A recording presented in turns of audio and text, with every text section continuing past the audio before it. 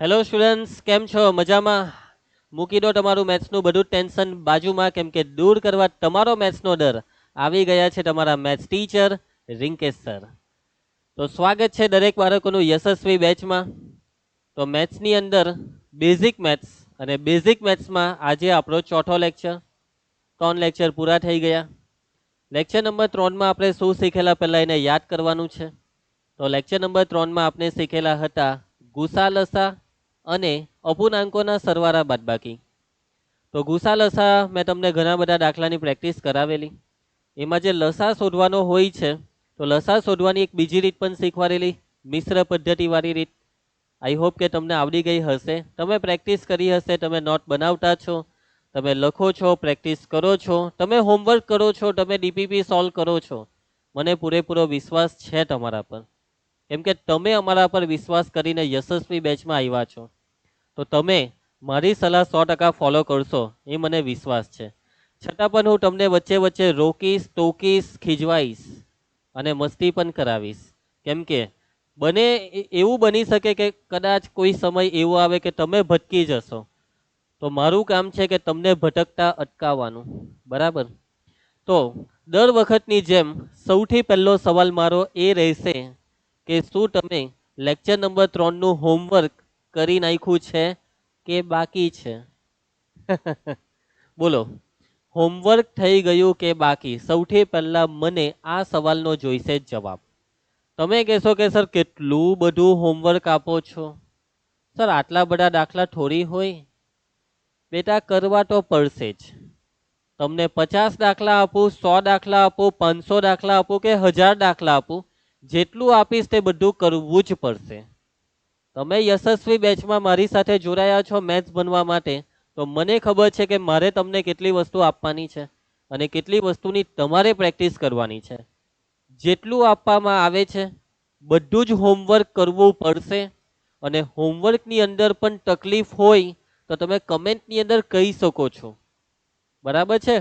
તમે તમારા ડાઉટ પૂછી શકો છો. આપણી પીડબ્લ્યુની એપમાં A to Z ઘણી બધી ફેસિલિટી છે, એનો ઉપયોગ કરો. આ બધી ફેસિલિટી તમારા માટે છે, તો તમે એનો ઉપયોગ કરો ને. ઓકે, તમે અમને કહેશો એપની અંદર તો અમને ખબર પડશે, તો અમે તમારા ડાઉટ સોલ્વ કરી શકીએ. લેક્ચર નંબર 1ની અંદર તમને ઘડિયા મોરે કરવા કીધા હતા, વર્ગ અને ઘન મોરે કરવા કીધા હતા. હજી પણ બાકી હોય તો હવે તમે આ લેક્ચર નહીં જોતા. એકદમ સિરિયસલી વોર્નિંગ આપું છું તમને.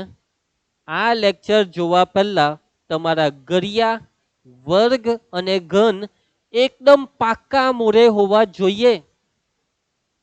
કાચું પાકું નહીં ચાલશે. હવે મને 1 અઠવાડિયાનો સમય કીધો હતો, અઠવાડિયું પૂરું. મેથ્સના વીકમાં 3 લેક્ચર આવે. આપણો પહેલો લેક્ચર આવી ગયો હતો ગયા સોમવારે અને આજે છે સેકન્ડ વીકનો પહેલો સોમવાર. તો એનો મતલબ કે 1 અઠવાડિયું પૂરું. અને હજી પણ તમારું જો વાંચવા લખવાનું જૂનું બાકી હોય તો ભાઈ પહેલા એ મોરે કરો. તમારા વડીલોને મોરે આપો વર્ગ અને ઘન, મોરે આપો ઘડિયા. અને તમને ઘડિયા એકદમ ફટાક આવડવા જોઈએ. બરાબર? અધ વચ્ચેથી તમને કોઈ પણ પ્રશ્ન પૂછવામાં આવે, તમને તરત જ એનો જવાબ આવડવો જોઈએ. એવી રીતે તમને મોરે કરવા કીધું છે મેં. વાતમાં સમજ પડે છે ને તમને? બરાબર? સેકન્ડ લેક્ચરમાં બી મેં તમને ભાગાકારના ને બીજા ઘણા બધા દાખલા આપ્યા હતા. સેકન્ડ લેક્ચર સૌથી મોટો હતો અત્યાર સુધીનો. એનું હોમવર્ક પણ અત્યાર સુધીનું સૌથી વધારે હતું. ભાઈ આપ્યું એટલે કરવાનું જ છે. સેકન્ડ લેક્ચરનું હોમવર્ક કમ્પ્લીટ હોવું જોઈએ. થર્ડ લેક્ચરનું પણ હોમવર્ક કમ્પ્લીટ હોવું જ જોઈએ. જો આટલી વસ્તુ તમારી કમ્પ્લીટ હોય તો જ તમે આ લેક્ચર જોઈ શકો છો. આ તમને કહી દીધું. તમને પહેલા લેક્ચરથી જેટલી એડવાઇસ આપી છે બધી ફોલો થવી જોઈએ. તમને ટાઈમ ટેબલ બનાવવા કીધું છે. ટાઈમ ટેબલ, હાનું ટાઈમ ટેબલ? તમારું પોતાનું સેલ્ફ સ્ટડીનું ટાઈમ ટેબલ. તે પણ ફોલો થવું જોઈએ. અને કેટલાક હશે તમારામાંના ટાઈમ ટેબલ ભલે નહીં, સર તો કિયા કરે, રેકોર્ડેડ વિડીયો છે, સર તો જે બોલે તે બોલ લેવાનું. આપણે આપણું કામ, આપણે જેટલું ભણવા આવ્યા તે ભણી લેવાનું, જે ભણવું હોય તે ભણવાનું, જે નહીં ગમે તે નહીં ભણવાનું. અરે ભાઈ, તમે યાર અમારા પર વિશ્વાસ કરીને આવ્યા છો એટલે અમારા લેક્ચર તમારે આખે આખા જોવાના છે. કે ઘણા બાળકો આમાંથી 2x ની સ્પીડમાં કદાચ લેક્ચર જોતા હશે. ભાઈ 2x ની સ્પીડમાં લેક્ચર ના જોવાય. તમે કોઈ પણ વસ્તુ પહેલી વાર ભણો છો તો એને નોર્મલ સ્પીડમાં ભણવું પડે. પછી તમે 1.5 ની સ્પીડમાં કે 2 ની સ્પીડમાં લેક્ચર જોશો તો અમુક વસ્તુ તે તમને નહીં સમજ પડશે, પ્રોપરલી તમારું માઇન્ડ એને નહીં સમજી શકે. દરેક વસ્તુ શીખવાની એક સ્પીડ હોય અને એ સ્પીડ પહેલી વખત જ્યારે કોઈ વસ્તુ શીખો ત્યારે નોર્મલ હોવી જોઈએ. વાતમાં સમજ પડે છે? હવે તમે કોઈ વસ્તુનું રિવિઝન કરો છો ત્યારે તમને PWFમાં 1.5x સ્પીડનો ઓપ્શન, 2x સ્પીડનો ઓપ્શન એટલા માટે આપ્યો છે કે ભવિષ્યમાં જ્યારે પરીક્ષા નજીક હોય કે જ્યારે તમારે કોઈ ચેપ્ટરનું રિવિઝન કરવું પડે ત્યારે તમારો સમય ઓછો જાય, કેમ કે રિવિઝન માટે સ્પીડ વધારે હોય તો ચાલે, કેમ કે રિવિઝન સ્પીડમાં કરવાનું હોય. જ્યારે પહેલી વખત કોઈ વસ્તુ ભણો ત્યારે નોર્મલ સ્પીડમાં ભણવાની છે. હવે એમ નહીં કહેતા સર અમે 0.5 ની સ્પીડમાં ભણીશું સર. હા સર 0.5 ની સ્પીડમાં એટલું ખતરનાક સમજ પડશે તો સર અમને બેટા મજાક નથી કરવાનું. ઓકે, 1x ની સ્પીડમાં લેક્ચર જોવાનો આગ્રહ રાખો જ્યારે ફર્સ્ટ ટાઈમ જોઉં ત્યારે. ઓકે, હોમવર્ક રેગ્યુલર કરવાનું. જે લેક્ચરમાં જે હોમવર્ક આપ્યું તે પૂરું થાય પછી જ નેક્સ્ટ લેક્ચર જોવાનો અને જે તે દિવસનું હોમવર્ક તે જ દિવસે કરવાનું. ઓકે, પોતાનું પ્લાનર, પોતાની સેલ્ફ સ્ટડી આ રીતે કરવી પડશે. રોજની 6 કલાકની સ્ટડી અને જે દિવસે સ્કૂલમાં હોય રજા તે દિવસે 8 થી 10 કલાકની સ્ટડી કરવાની છે. બરાબર? ભલે તમારો ગોલ જે હોય તે, તમે તમારો ગોલ સેટ કર્યો કે હજી બાકી જ છે?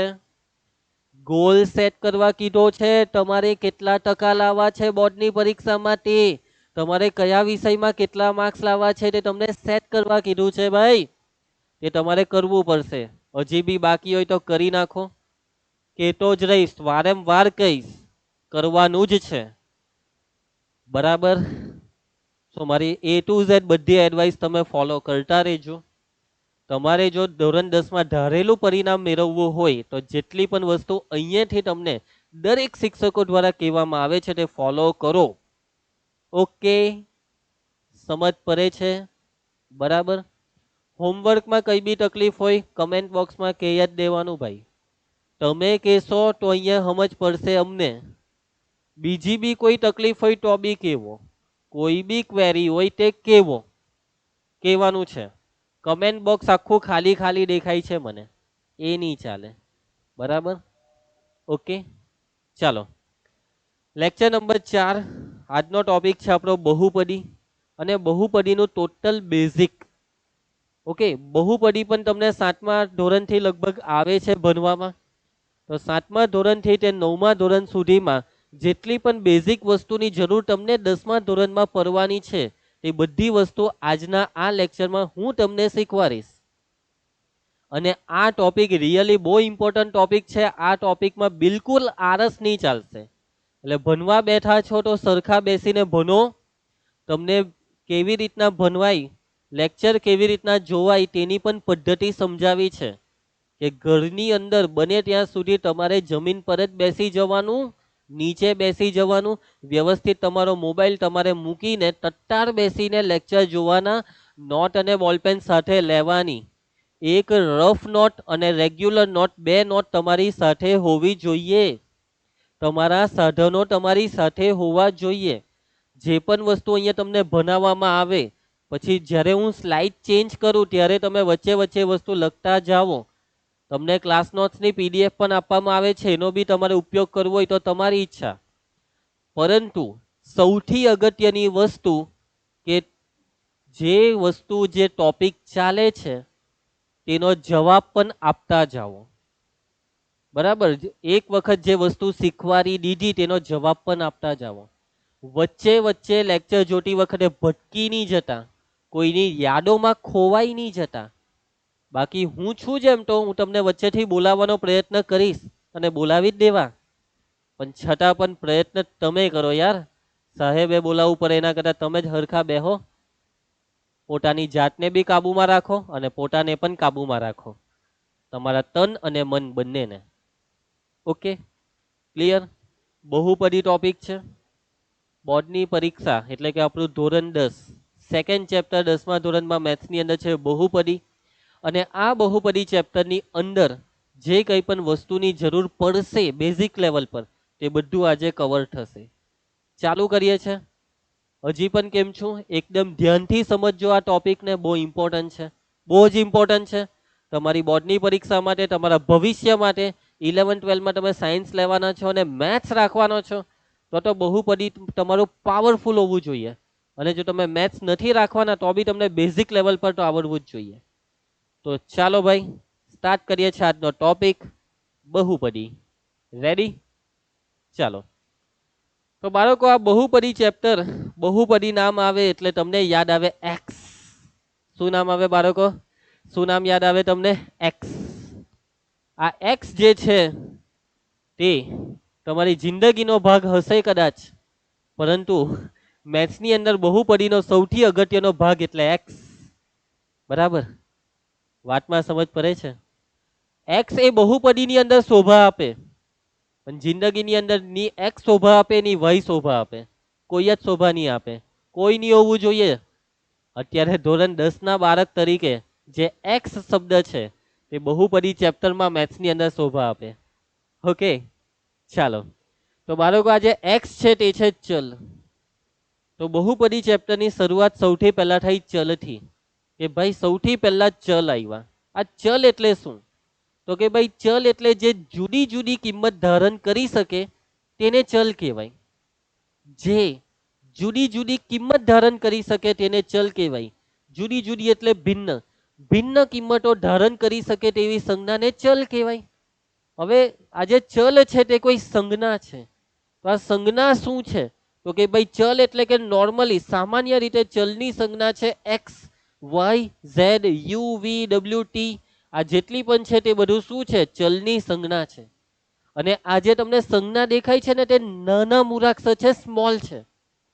ઘણા બાળકો મિસ્ટેક કરે છે, કેપિટલ એક્સ લખી નાખે, કેપિટલ વાય. બાળકો, ચલને કેપિટલમાં ન લખાય, ચલને લખાય સ્મોલમાં. Small X, small Y, small Z, small T, small U, small V. ચલને હંમેશા સ્મોલમાં લખવાનું છે, સ્મોલ. આઈ હોપ કે ઇંગ્લિશ તમારું પાવરફુલ હશે. સ્મોલ એટલે શુદ્ધ ગુજરાતીમાં નાનું. બીજી એબીસીડી, બીજી એબીસીડી નો એક્સ, બીજી એબીસીડી નો વાય, બીજી એબીસીડી નો ઝેડ. સમજ પડે છે વાતમાં? ચલો ભાઈ, ચલ એટલે ભાઈ આપણા X, Y, Z, UV, W, T. આ બધી સંજ્ઞાને નોર્મલી ચલ તરીકે ઉપયોગમાં લેવાય છે. મોટે ભાગે તમને દેખાશે તમારો ફેવરેટ એક્સ, કે જેની તમને બહુ યાદ આવતી હોય છે. એની યાદ નહીં આવી જોઈએ. બહુપદીના એક્સ સાથે પ્રેમ કરો, તમને જીવનમાં ઘણી પ્રગતિ અપાવશે. ચાલો, એના પછી અચર. બાળકો, આ ચલ શબ્દ છે ને તેની આગળ અ લગાવી દીધું અને આ લ ની જગ્યાએ અર, એટલે કે અચર. અચર એટલે, તો એક વખત ફરી એકવાર આપણે ચલને યાદ કરીએ કે ચલ એટલે જે ભિન્ન કિંમતો ધારણ કરી શકે તેને ચલ કહેવાય. તો અચર એટલે કે જેની કિંમત ફિક્સ છે, જેની કિંમત પહેલેથી નક્કી છે તેને કહેવાય અચર. જેની કિંમત એક સરખી જળવાઈ રહે અથવા જેનું મૂલ્ય બદલાતું નથી તેવી સંજ્ઞાને અચર કહેવાય. એટલે કે બાળકો, અચર પણ એક સંજ્ઞા જ છે, પરંતુ આ જે સંજ્ઞા છે ને અચર, તેની કિંમત બદલાતી નથી. એની કિંમત એક વખત જે ફિક્સ થઈ ગઈ એ જ રહી. અચરની કિંમત બદલાતી નથી, અચરની કિંમત એક સરખી જળવાઈ રહે. જ્યારે પણ તમે કોઈ સંજ્ઞાને કહેશો કે ભાઈ આ સંજ્ઞા અચર છે, તો એ અચરની કોઈ કિંમત હશે અને એ કિંમત બદલાશે નહીં. ઓકે, ચાલો. અચરને સામાન્ય રીતે એ, બી, સી વગેરે સંજ્ઞા વડે દર્શાવાય છે. એ, બી, સી, ડી નો ઉપયોગ કરી શકો, ડી, ઈ, એફ. એટલે કે એબીસીડીમાં જે સ્ટાર્ટિંગના નાના મૂળાક્ષર છે ને આપણા સ્મોલ એબીસીડી, આપણી બીજી એબીસીડી સ્મોલ, તો જે નાના મૂળાક્ષર સ્ટાર્ટિંગના છે તેને મોટે ભાગે અચર તરીકે સંજ્ઞા તરીકે તમે વાપરી શકો છો. અચરની સંજ્ઞા. ક્લિયર? સમજ પડે છે? તમને પૂછું છું, કમેન્ટ કરીને મને હા કે ના કહેતા રહેજો. સમજ પડતી છે? કે નથી પડતી? હેલો, ચાલો ભાઈ નેક્સ્ટ. એકચલ બહુપદી. બાળકો જેવો નામ તેવો મતલબ. એકચલ બહુપદી. એકચલ એટલે એક જ ચલ વાળી. ચલ એટલે તો તમને ખબર જ છે, આ બધા ચલ છે. તો આ બધા ચલમાંથી એક જ ચલ વાળી બહુપદી જે હોય તે બહુપદીને કહેવાય એકચલ બહુપદી. એકચલ બહુપદી એટલે જે બહુપદીમાં માત્ર એક જ ચલ હોય તેવી બહુપદીને એકચલ બહુપદી કહેવાય. છે ને એકદમ ઇઝી સિમ્પલ. હવે બાળકો આ જે એકચલ બહુપદી છે, જોજો આપણો જે મેથ્સનો સિલેબસ છે, તમે જ્યારથી બહુપદી ભણો છો તો નોર્મલી મોટે ભાગે જ્યારે પણ તમારી નજરની સામે કોઈ બહુપદી આવે છે ત્યારે મોટે ભાગે એ બહુપદી એકચલ બહુપદી જ આવે. એટલે કે મેથ્સની અંદર મોટે ભાગે આપણે જે બહુપદી સાથે કામ કરવાનું છે તે બહુપદી એકચલ બહુપદી છે. આપણે મોટે ભાગે એકચલ બહુપદી સાથે જ કામ કરવાનું છે. બાકી એક કરતા વધારે ચલવાળી બહુપદી પણ ગણિતમાં છે, પરંતુ એ ઘણા બધા ચલવાળી બહુપદી સાથે આપણે કામ નથી કરવાનું. અને 10મા ધોરણની સ્પેશિયલી વાત કરીએ ને તો 10મા ધોરણમાં મોટા ભાગે 99.99% એકચલ બહુપદી સાથે જ કામ કરવાનું છે. ઓકે, એકચલ બહુપદી એટલે એક જ ચલવાળી બહુપદી. મગજમાં શબ્દ બેસે છે, મગજમાં ઉતરવા જોઈએ અને લાંબો સમય સુધી યાદ રહેવું જોઈએ. લાંબા સમયનો મતલબ સમજ પડે. તમારી બોર્ડની પરીક્ષા સુધી, બોર્ડની પરીક્ષા પૂરી થઈ ગયા પછી પણ આવડવું જોઈએ, કેમ કે આ વસ્તુનો ઉપયોગ આગળના ધોરણમાં બી છે. આ વસ્તુ આગળના ધોરણ માટે બી જરૂરી છે. અને આગળના ધોરણમાં એટલે કે જ્યાં સુધી તમે આ દુનિયામાં ભણો છો ત્યાં સુધી તમને આવડવું જોઈએ. અને ભવિષ્યમાં જ્યારે તમારા લગ્ન થઈ જશે, તમારા મેરેજ થઈ જશે, ત્યારે ભવિષ્યમાં તમારા બાળકોને પણ તમારે શીખવાડવાનું છે. બરાબર? કે તમારા બાળકોને શીખવાડવા માટે હું નથી, આ રિંકેશ સર તમારા બાળકોને નહીં ભણાવે, તમારા બાળકોને તમારે જાતે બનાવવાના છે. એટલે અત્યારથી વ્યવસ્થિત શીખી લો. એ તો પછી તમારું બાળક કહેશે કે મારા બાપને તો કંઈ આવડતું નથી, તમારી મમ્મીને પણ કંઈ આવડતું નથી, આવું કહેશે. હા, ઇજ્જતનો કચરો થઈ જશે. કેવી રીતના પપ્પાએ 10મું પાસ કર્યું? હા પપ્પા, આવો પ્રશ્ન થશે તમારા ઘરની અંદર. બરાબર? અને તમારા ઘરની અંદર સાંભળવાળા બીજા 4 વ્યક્તિ હશે. બરાબર? તો વિચારો કે દ્રશ્ય કેવું હશે. એટલે મતલબમાં આ તો એક મજાક છે. હું તમને એવું કહેવા માંગુ છું કે વસ્તુને એવી રીતના સમજો કે જેથી તમને જ્યારે પણ એ વસ્તુનો ઉપયોગ થાય ભવિષ્યમાં, ત્યારે તમને એ વસ્તુ યાદ આવી જાય. એવી રીતના તમારા મગજમાં ઉતારો. એટલે એના કોન્સેપ્ટને મગજમાં ઉતારો, વસ્તુને પ્રોપરલી મગજમાં ઉતારો, સમજો એટલે મગજમાં ઉતરશે.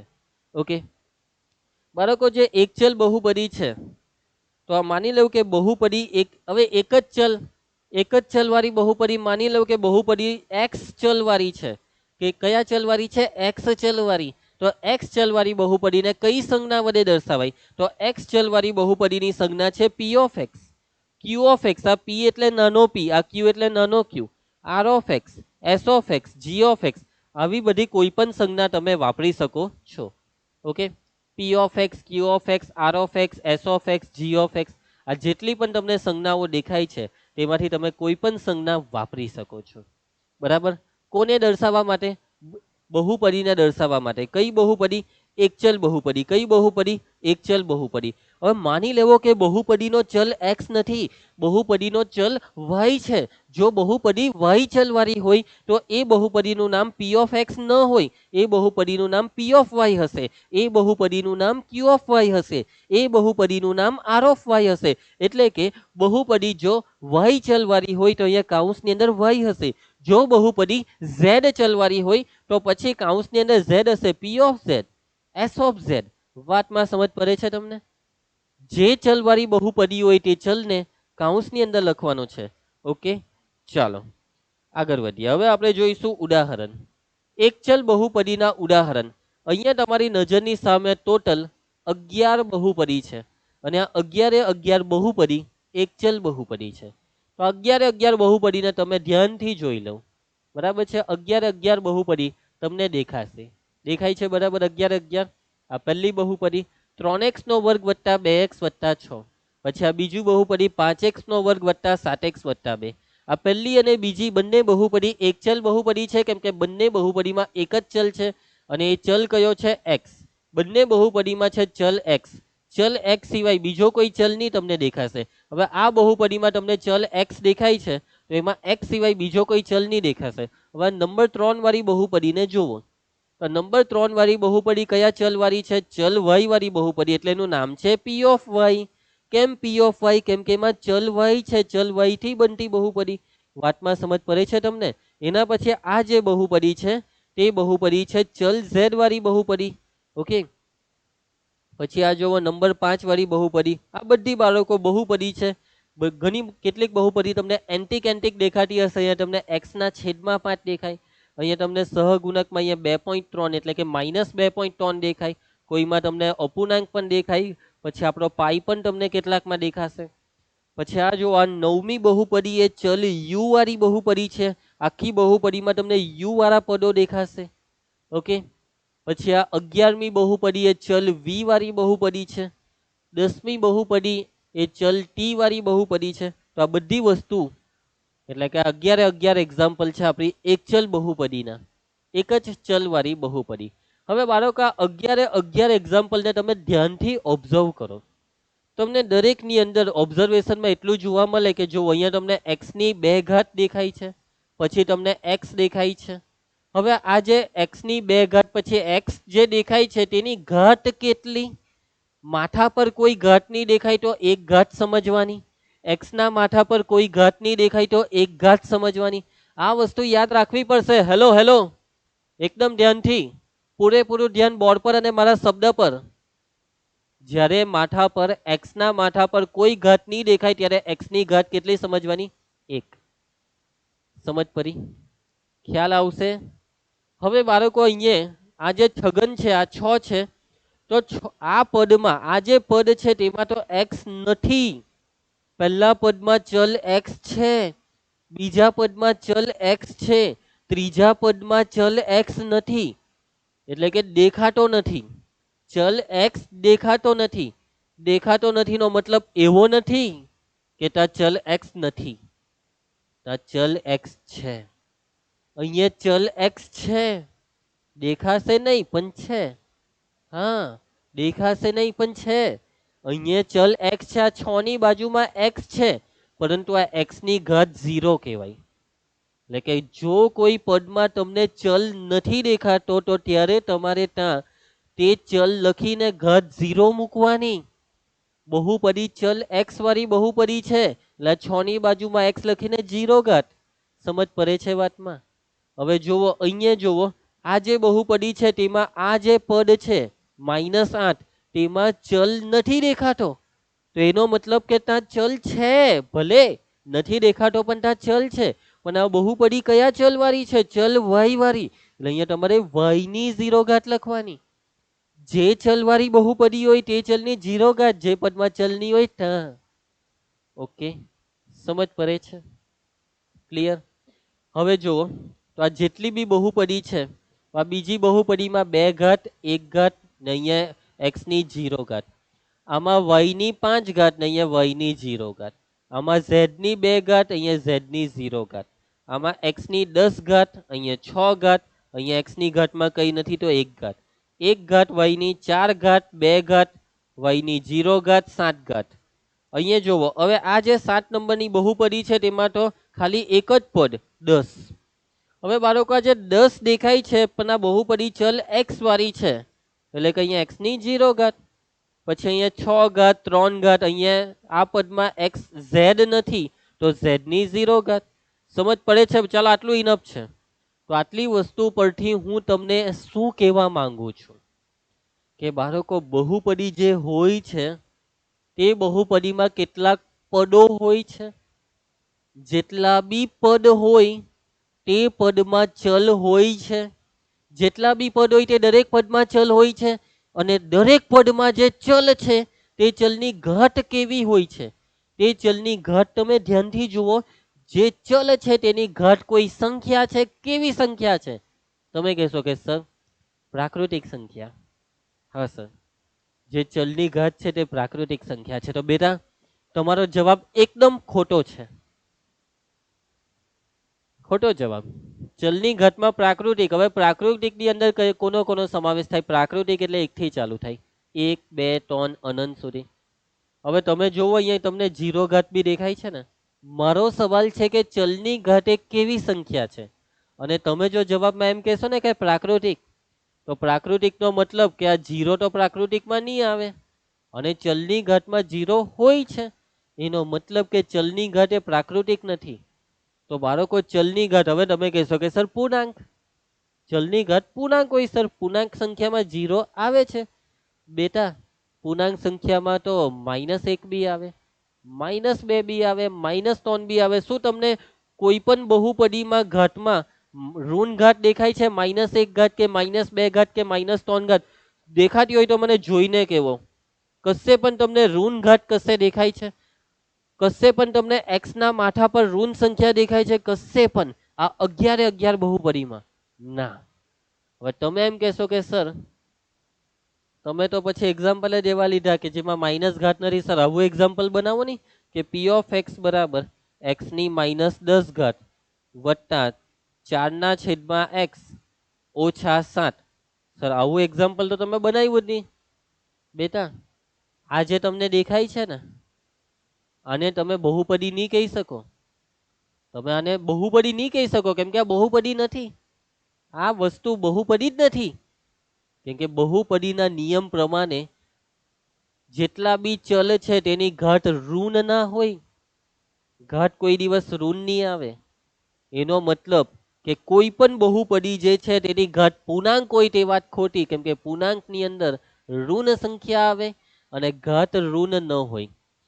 એટલે હવે તમે કહેશો કે સર હવે અમે સમજી ગયા કે બહુપદીની જે ઘાત છે, બહુપદીની જે ઘાત છે, બહુપદીની ઘાત, તો ઘાતની અંદર 0 આવશે સર, 1 આવશે, 2 આવશે, 3 આવશે. મતલબમાં સર આવી બધી સંખ્યા આવે. બહુપદીની ઘાત અપૂર્ણાંક બી નહીં હોય. કે માની લો કે બહુપદી p ઓફ x બરાબર 3x ની 1/2 ઘાત ઓછા 4. બાળકો બહુપદીમાં ચલની ઘાત અપૂર્ણાંક પણ ન હોય, પૂર્ણાંક જ આવે. સોરી, પૂર્ણાંક બી નહીં, આ બધી સંખ્યા જ આવે. 0 1 2 3 આ બધી સંખ્યા, અપૂર્ણાંક વાળી વાત ખોટી. પછી અહીંયા આપણે એવું લખી દઈએ કે x ની વર્ગમૂળ 2 ઘાત, તો આ વર્ગમૂળ 2 અસમય સંખ્યા છે, અને બહુપદીની ઘાત અસમય ના હોય, અપૂર્ણાંક ના હોય, ઋણ ઘાત ના હોય. બહુપદીની ઘાત કંઈક આવી હોય છે, અને આ સંખ્યાને કેવી સંખ્યા કહેવાય છે? બાળકો આ જે સંખ્યા છે, આ સંખ્યાને કહેવાય છે પૂર્ણ સંખ્યા. આ જે સંખ્યા છે તેને કેવી સંખ્યા કહેવાય? તો આ જે સંખ્યા છે તેને પૂર્ણ સંખ્યા કહેવાય. યાદ આવે છે ને? પૂર્ણ સંખ્યાની શરૂઆત થાય 0 થી, 0 1 2 3 અનંત સુધી. આ જે સંખ્યા તમને દેખાય છે તેને પૂર્ણ સંખ્યા કહેવાય. અને બાળકો આ જ પૂર્ણ સંખ્યાનું બીજું નામ છે અનઋણ પૂર્ણાંક. અનઋણ પૂર્ણાંક, અનઋણ પૂર્ણાંક. હા બાળકો, અહીંયા શબ્દ જુઓ, બહુપદીની ઘાત હંમેશા અનઋણ પૂર્ણાંક હોય છે. શું તમને ખબર છે અનઋણ પૂર્ણાંક એટલે શું? આ બધી વસ્તુ 9માં આવેલી ભણવામાં, પણ સર અમે તો 9મા ધોરણમાં કઈ ભણતા જ નહીં. અમને ભણવાનું ગમતું જ નહીં, બરાબર ને? એટલે અમને તો નથી ખબર. એવું તો નહીં ચાલે ને. તમને ખબર હોવી જોઈએ કે અનઋણ પૂર્ણાંક એટલે શું. બાળકો અનઋણ, અનઋણ, અનઋણ એટલે ઋણ નહીં. અનઋણ એટલે ઋણ નહીં તેવો પૂર્ણાંક, ઋણ નહીં તેવો પૂર્ણાંક, ઋણ નહીં તેવો પૂર્ણાંક. પૂર્ણાંકની વાત કરીએ તો પૂર્ણાંકમાં આવે 0 1 2 3 અનંત સુધી. પૂર્ણાંકમાં માઇનસમાં બી આવે, -1 -2 -3 અનંત સુધી. આ પૂર્ણાંક લખ્યા, આ બધી પૂર્ણાંક સંખ્યા લખી. પણ અનઋણ પૂર્ણાંક એટલે કે ઋણ નહીં તેવો પૂર્ણાંક, ઋણ નહીં તેવો પૂર્ણાંક એટલે કે ઋણ નહીં. એટલે -1 -2 -3 બધું કાઢી નાખો. તો આ જે વધ્યું તે અનઋણ પૂર્ણાંક છે. આ જે વધ્યું તે અનઋણ પૂર્ણાંક છે. આ જે વધ્યું તે અનઋણ પૂર્ણાંક છે. સમજ પડે છે વાતમાં? તો બાળકો અનઋણ પૂર્ણાંકમાં કોનો સમાવેશ થાય? અનઋણ પૂર્ણાંક એટલે 0 1 2 3 અનંત સુધી. તો આજે મેં લખ્યું તે છે અનઋણ પૂર્ણાંક. અને બહુપદીની ઘાત હંમેશા અનઋણ પૂર્ણાંક હોય છે. હવે તમે એમ કહેશો કે સર આ અનઋણ પૂર્ણાંક શબ્દ સારો નથી લાગતો. સર આ પૂર્ણ સંખ્યા બોલીએ તો નહીં ચાલે સર, કે બહુપદીની ઘાત પૂર્ણ સંખ્યા હોય છે. તો ખોટું નથી. તમે આવું બોલશો કે સર બહુપદીની ઘાત પૂર્ણ સંખ્યા હોય, તો તમે સાચું જ બોલ્યા, તમે કઈ ખોટું નથી બોલતા. પરંતુ યોગ્ય શબ્દ આ જ છે કે તમે આવું જ બોલો કે બહુપદીની ઘાત અંદરૂન પૂર્ણાંક હોય, કેમ કે આ જ શબ્દનો મોટે ભાગે હવે ઉપયોગ થાય છે તમારી ટેક્સ્ટ બુકમાં, તમારા પરીક્ષાના પેપરોમાં ઓલમોસ્ટ તમને બધી જગ્યાએ આ જ શબ્દ દેખાશે અંદરૂન પૂર્ણાંક. તો એ શબ્દ તમારે એક્સેપ્ટ કરી લેવાનો, એ શબ્દનો તમારે ઉપયોગ કરવાનો, એ શબ્દ બને એટલો તમારે વાપરવાનો. જ્યાં પણ એની જરૂર પડે તો પૂર્ણ સંખ્યા શબ્દની જગ્યાએ તમારે શબ્દ વાપરવાનો અંદરૂન પૂર્ણાંક. ઓકે, કેમ કે એ શબ્દનો ઉપયોગ વધારે થાય છે. આ અંદરૂન પૂર્ણાંક શબ્દ વધારે ફેમસ છે અને જે ફેમસ હોય તેનો ઉપયોગ કરવો પડશે. વાતમાં સમજ પડે છે તમને? ઓકે, આટલે સુધી ક્લિયર? સમજ પડી? આ બહુપદીનું બેઝિકનું બી બેઝિક છે કે બહુપદી, જોજો ઘણાને બહુપદી ઓળખતા નથી આવડતી, ઘણા તો મન ફાવે તેને બહુપદી કહી દેતા હોય છે. ભાઈ દરેક પદાવલી બહુપદી ના હોય, દરેક પદાવલી બહુપદી ના હોય. બહુપદીના પણ કેટલાક પોતાના નિયમ હોય છે. શું હોય છે? નિયમ હોય છે. બરાબર. ચાલો હવે અચર પદ. બરાબર, અચર તો હમણાં તમને થોડીક વાર પહેલા જ સમજાવ્યું કે અચર એટલે કે જેનું મૂલ્ય નથી બદલાતું તેને કહેવાય અચર. તો એવી રીતના અચર પદ, અચર પદ કોને કહેવાય? તો આ જે બહુપદી તમને દેખાય છે, તો બહુપદીમાં જે પદમાં તમને ચલ નથી દેખાતો, જે પદમાં તમને ચલ નથી દેખાતો તે પદને કહેવાય અચર પદ. સિમ્પલ. અચર પદ એટલે અચર પદ એટલે કે બહુપદીના જે પદમાં કોઈ ચલ ન હોય તે પદને અચર પદ કહેવાય. એકચ્યુઅલી ચલ છે, ચલ છે પણ ચલ નથી દેખાતો તેવું પદ એટલે અચર પદ. તો પહેલી બહુપદી જુઓ તો આ +6 માં તમને કોઈ ચલ નથી દેખાતો, તો આ બહુપદીમાં અચર પદ એટલે +6. ચલો હવે તમે જવાબ આપતા જજો. હે, મેં જ્યારે પૂછીશ ત્યારે બોલતા જજો. આ બીજી બહુપદીનું અચર પદ બોલો. બરાબર છે, +2. એના પછી ત્રીજી બહુપદીનું અચર પદ બોલો. ત્રીજી બહુપદી બોલો સર. +8. સર 8 ખોટું. આનું અચર પદ 8 એટલે ખોટી વાત. આનું અચર પદ -8. હવે આ ચિહ્નને સાથે લઈને ચાલો. ચિહ્ન એટલે આપેલી સંખ્યાનું બાળક, અને બાળક એના ખોરામાં હોય છે. યાદ છે ને? બાળક એ જે તે સંખ્યાના ખોરામાં હોય છે, અને તમે જે તે સંખ્યાના બાળકને એનાથી દૂર નહીં કરી શકો. એટલે કે બોલો અચર પદ -8, માઇનસને સાથે રાખો. આ ચિહ્ન તમારી સાથે રમી જશે તો તમે ચિહ્નને ઇગ્નોર કરશો તો. ચલો ચોથામાં અચર પદ બોલો કયું? બરાબર છે, વર્ગમૂળ 2. સર તમે પ્લસ તો બોલ્યા જ નહીં બેટા, મેં પ્લસ નહીં બોલો એટલે ત્યાં પ્લસ જ કહેવાશે. એના પછી પાંચમામાં અચર પદ બોલો. અચર પદ સર 5. એ ભાઈ હું યાર, તમે કઈ હો અચર પદ બોલી દેશો? અરે આમાં ચલ x છે, આ એક આખું પદ કહેવાય. આ પહેલું પદ, પછી જેવું કોઈ ચિહ્ન આવે એટલે આ બીજું પદ, અને પછી આ છેલ્લે ત્રીજું પદ. એટલે આ બહુપદીમાં 3 પદ. 3 પદમાંથી કયા પદમાં કોઈ ચલ નથી દેખાતો? સર આમાં તો ચલ વગરનું કોઈ પદ જ નથી. એટલે તમે એમ કહેશો કે સર આમાં અચર પદ નથી. સર આમાં અચર પદ નથી. ખોટી વાત. આમાં અચર પદ છે, અચર પદ છે. હવે પાછું તમે કહેશો કે સર તમે કેવા શું માંગો છો? કહેના ક્યાં ચાહતે હો સર, કહેના ક્યાં ચાહતે હો? તો બાળકો હવે હું તમને જે કહેવા માંગુ છું તે કહી દઉં છું. જુઓ, જે પદમાં તમને કોઈ ચલ નથી દેખાતો તે પદને કહેવાય અચર પદ. પરંતુ બાળકો નોર્મલી જ્યારે પણ તમે કોઈ બી સંખ્યા લખો, કોઈ બી બહુપદી લખો, તો એ બહુપદીમાં તમે આ રીતના +0 લખી શકો છો. શું લખી શકો છો? +0 લખી શકો છો. સર વટ્ટામાં 5 લખી શકાય કે નહીં લખી શકાય? તો નહીં લખી શકાય. કે બાળકો +0 તમે લખો તો 0 સાથે સરવાળો થયો કહેવાય. અને કોઈ પણ રકમનો, કોઈ પણ બહુપદીનો કોઈનો બી 0 સાથે જો સરવાળો કરવામાં આવે તો એ સરવાળો એનો એ જ થાય. એટલા માટે તમને +0 લખવાની પરમિશન છે. અને આ +0 તમને કોઈ ચલ નથી દેખાતો, એનો મતલબ કે આ જે +0 છે તે આપેલી બહુપદીનું અચર પદ છે. એટલે કે શોર્ટ એન્ડ સિમ્પલ, જો તમને અચર પદ ન દેખાય ને તો અચર પદ 0 સમજવાનું. અચર પદ નથી દેખાતું તો અચર પદ શું સમજવાનું? 0. ક્લિયર? ઓકે, સમજ પડી જશે. અનુ અચર પદ બોલો તો અનુ અચર પદ છે સર 7y ની 7 ઘાત. વાહ, એટલે ઘણા બાળકોને પાછા આવો ભ્રમ હોય છે કે સર જે પદ છેલ્લું હોય ને તેને અચર પદ કહેવાય. ઘણા બાળકો આવું સમજતા હોય છે. લિજેન્ડ, બરાબર, એક્સ્ટ્રા ઓર્ડિનરી, બરાબર, પોતાની જાતે જ વિચારી લે કે જે છેલ્લું દેખાય તેને અચર પદ કહેવાય. પણ તમે તો વ્યાખ્યા સમજવી નથી આવા બાળકોએ કે ભાઈ અચર પદની વ્યાખ્યાને સમજો ને, કે જે પદમાં ચલ નથી તેને કહેવાય અચર પદ. તો આમાં અચર પદ એટલે -3 ની અંદર તમને ચલ નથી દેખાતો. એના પછી અનુ અચર પદ કયું? તો જોવો ચલ z કયામાં નથી? પહેલા પદમાં z છે, બીજામાં z છે, પણ આમાં z નથી એટલે -π અચર પદ. પછી આમાં અચર પદ કયું? -1. આમાં અચર પદ કયું? હવે છેલ્લા પદને અચર પદ નહીં કહેતા. આમાં પહેલું પદ જ અચર પદ છે 7/8. આમાં અચર પદ છે +8. સમજ પડે છે તમને અચર પદની અંદર? બાળકો અચર પદની તમે બીજી પણ વ્યાખ્યા કંઈક આવી આપી શકો કે x ની 0 ઘાત સાથે જે પદ જોડાયેલું હોય તે પદને પણ તમે અચર પદ કહી શકો. કે x ચલ વાળી બહુપદીનો જે અચર પદ છે તેમાં અચર પદ સાથે ચલ તરીકે x ની 0 ઘાત છે. એટલે કે અચર પદમાં એકચ્યુઅલી તમને ચલ નહીં દેખાશે પણ ત્યાં ચલ છે અને એ ચલ એટલે કયું? x ની 0 ઘાત. આનું અચર પદ છે +6 તો એ +6 સાથે કોઈ ચલ નથી એટલે ચલ x ની 0 ઘાત.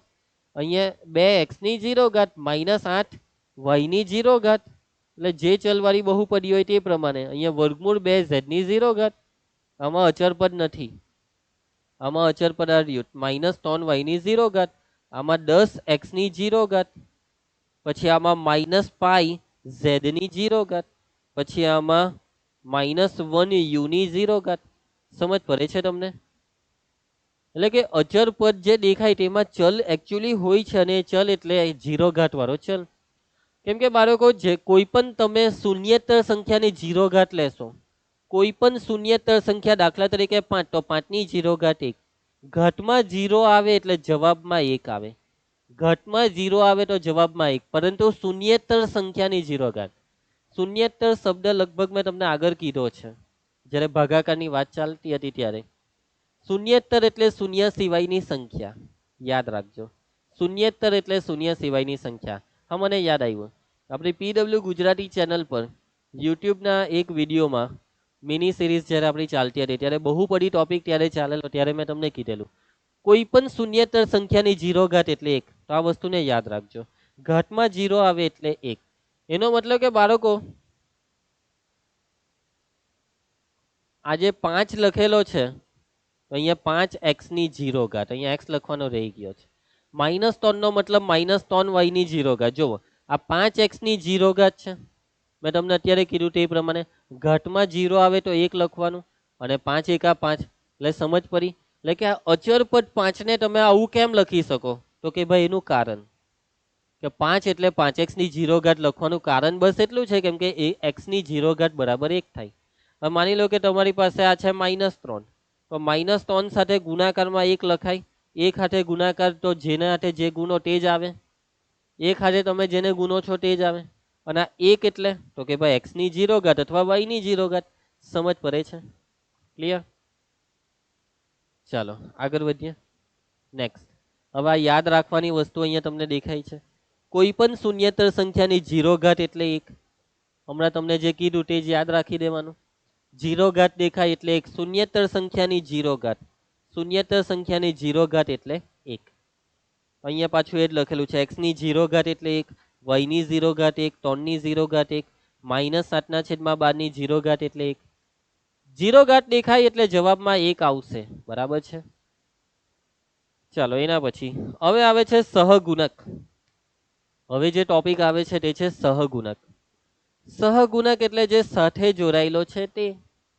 સહ એટલે સાથે. પેલો હિન્દીમાં એક શબ્દ આવે ને સહપાઠી. સહપાઠી એટલે જે આપણી સાથે હોય છે તેવો આપણો મિત્ર. એટલે કે બાળકો બહુપદી જે હોય છે ને, બહુપદી, સાંભળજો ધ્યાનથી એકદમ અને પૂરેપૂરું ધ્યાન મારા શબ્દ પર અને બોર્ડ પર. જે બહુપદી હોય છે ને, બહુપદી, તે બહુપદીમાં કેટલાક પદ હોય છે. બહુપદીમાં શું હોય છે? કેટલાક પદ હોય છે. હવે જે પદ હોય છે ને તે પદ સાથે સહગુણક હોય છે. સમજો, હું સમજાવું, શું સમજાવું છું તેને સમજો. જે બહુપદી હોય છે તેમાં પદ હોય છે કેટલાક, કોઈ બહુપદીમાં 2 પદ હોય, કોઈમાં 3 પદ હોય, કોઈમાં 5 પદ હોય. જેટલા બી પદ હોય ને તે પદમાં ચલ હોય છે. પદમાં ચલ હોય છે. ચલ એટલે એક્સ હશે, વાય હશે, ઝેડ હશે, એક્સ નો વર્ગ હશે, એક્સ ની 3 ઘાત હશે, એક્સ ની 5 ઘાત હશે. હવે આ જે ચલ છે ને તે ચલની આગળ કોઈ સંખ્યા હશે, તે સંખ્યા ચલ સાથે જોડાયેલી હશે. ચલની આગળ તમને કોઈ સંખ્યા દેખાશે અને એ સંખ્યા ચલ સાથે જોડાયેલી હશે, અને જોડાયેલી એટલે એની સાથે છે, અને જે સાથે છે તેને સહગુણક કહેવાય. એટલે ચલ સાથે જે સંખ્યા જોડાયેલી છે તેને કહેવાય તે ચલનો સહગુણક. વાતમાં સમજ પડે? બહુપદીના જે તે પદમાં રહેલો ચલ જે સંખ્યા સાથે જોડાયેલ હોય તે સંખ્યાને તે પદના ચલનો સહગુણક કહેવાય. સહગુણક એટલે જે પદ છે તે પદમાં જે ચલ છે તે ચલ સાથે જોડાયેલી સંખ્યા. ચાલો હું તમને એક્ઝામ્પલ સોલ્વ કરાવું એટલે તમને સમજ પડશે. આ બહુપદીમાં કેટલા પદ છે? સર 3 પદ છે. આરામથી ખબર પડી જાય, પહેલું પદ, બીજું પદ, ત્રીજું પદ.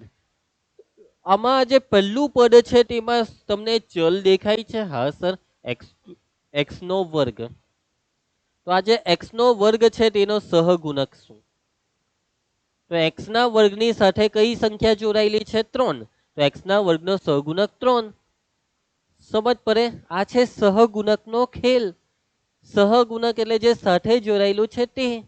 એના પછી હવે આ બીજું પદમાં તમને ચલ કયો દેખાય છે? એક્સ. તો બાળકો આ જે એક્સ છે તેનો સહગુણક શું?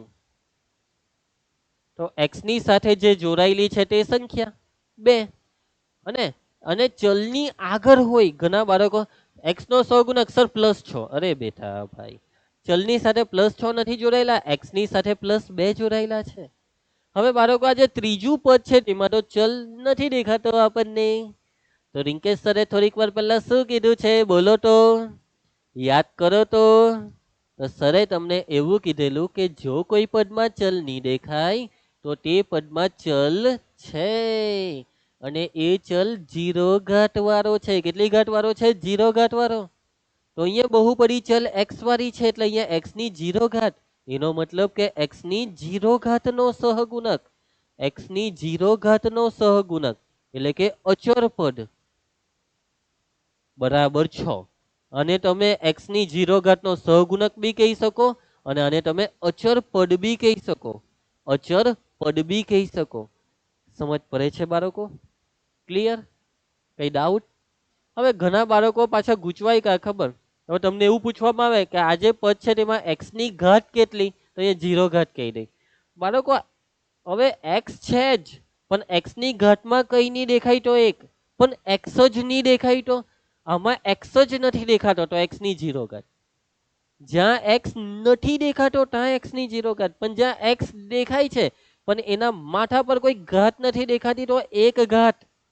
આ વસ્તુ પોતાના ભેજામાં ઉતારો, કેમ કે પબ્લિક આ વસ્તુને મિક્સ કરે છે. આ 0 ઘાત ને 1 ઘાત ને એકબીજા સાથે મિક્સ કરે છે. મિક્સ નહીં થવું જોઈએ. જ્યાં જરૂર છે ત્યાં જ મિક્સ થવું જોઈએ. અહીંયા મિક્સ થાય તો લોચા પડી જાય, અને આવા લોચા આપણને ભાવતા નથી, ખબર છે ને? હેલો, ધ્યાન બોર્ડ પર. વચ્ચે વચ્ચે ભટકી નથી જતા ને? ઊંઘી નથી ગયા ને? કે બગાસા આવે છે? કીધેલું છે ને, જે ખાઈ બગાસા એના મોઢામાં ઘૂસી જાય મચ્છર. બગાસા નહીં ખાતા. ચાલો, એના પછી એક્ટિવ રહેવો બાળકો, પોતાની જાતને એક્ટિવ રાખો. બરાબર? ભણતી વખતે એક્ટિવનેસ જરૂરી છે. આખા લેક્ચરમાં આ કઈ કોમેડી શો નથી ચાલતો કે તમને દરેકે દરેક લીટીમાં કઈ કોમેડી કરાવી શકે. વચ્ચે વચ્ચે તમને હું એક્ટિવ કરીશ, હસાવીશ, રડાવીશ, ગુસ્સે થઈશ, બધા ઇમોશન અહીંયા મારા દેખાશે તમને. એના માટે તમારે એક્ટિવ રહેવું પડે. એક્ટિવ રહેવાનું, એનર્જી હોવી જોઈએ.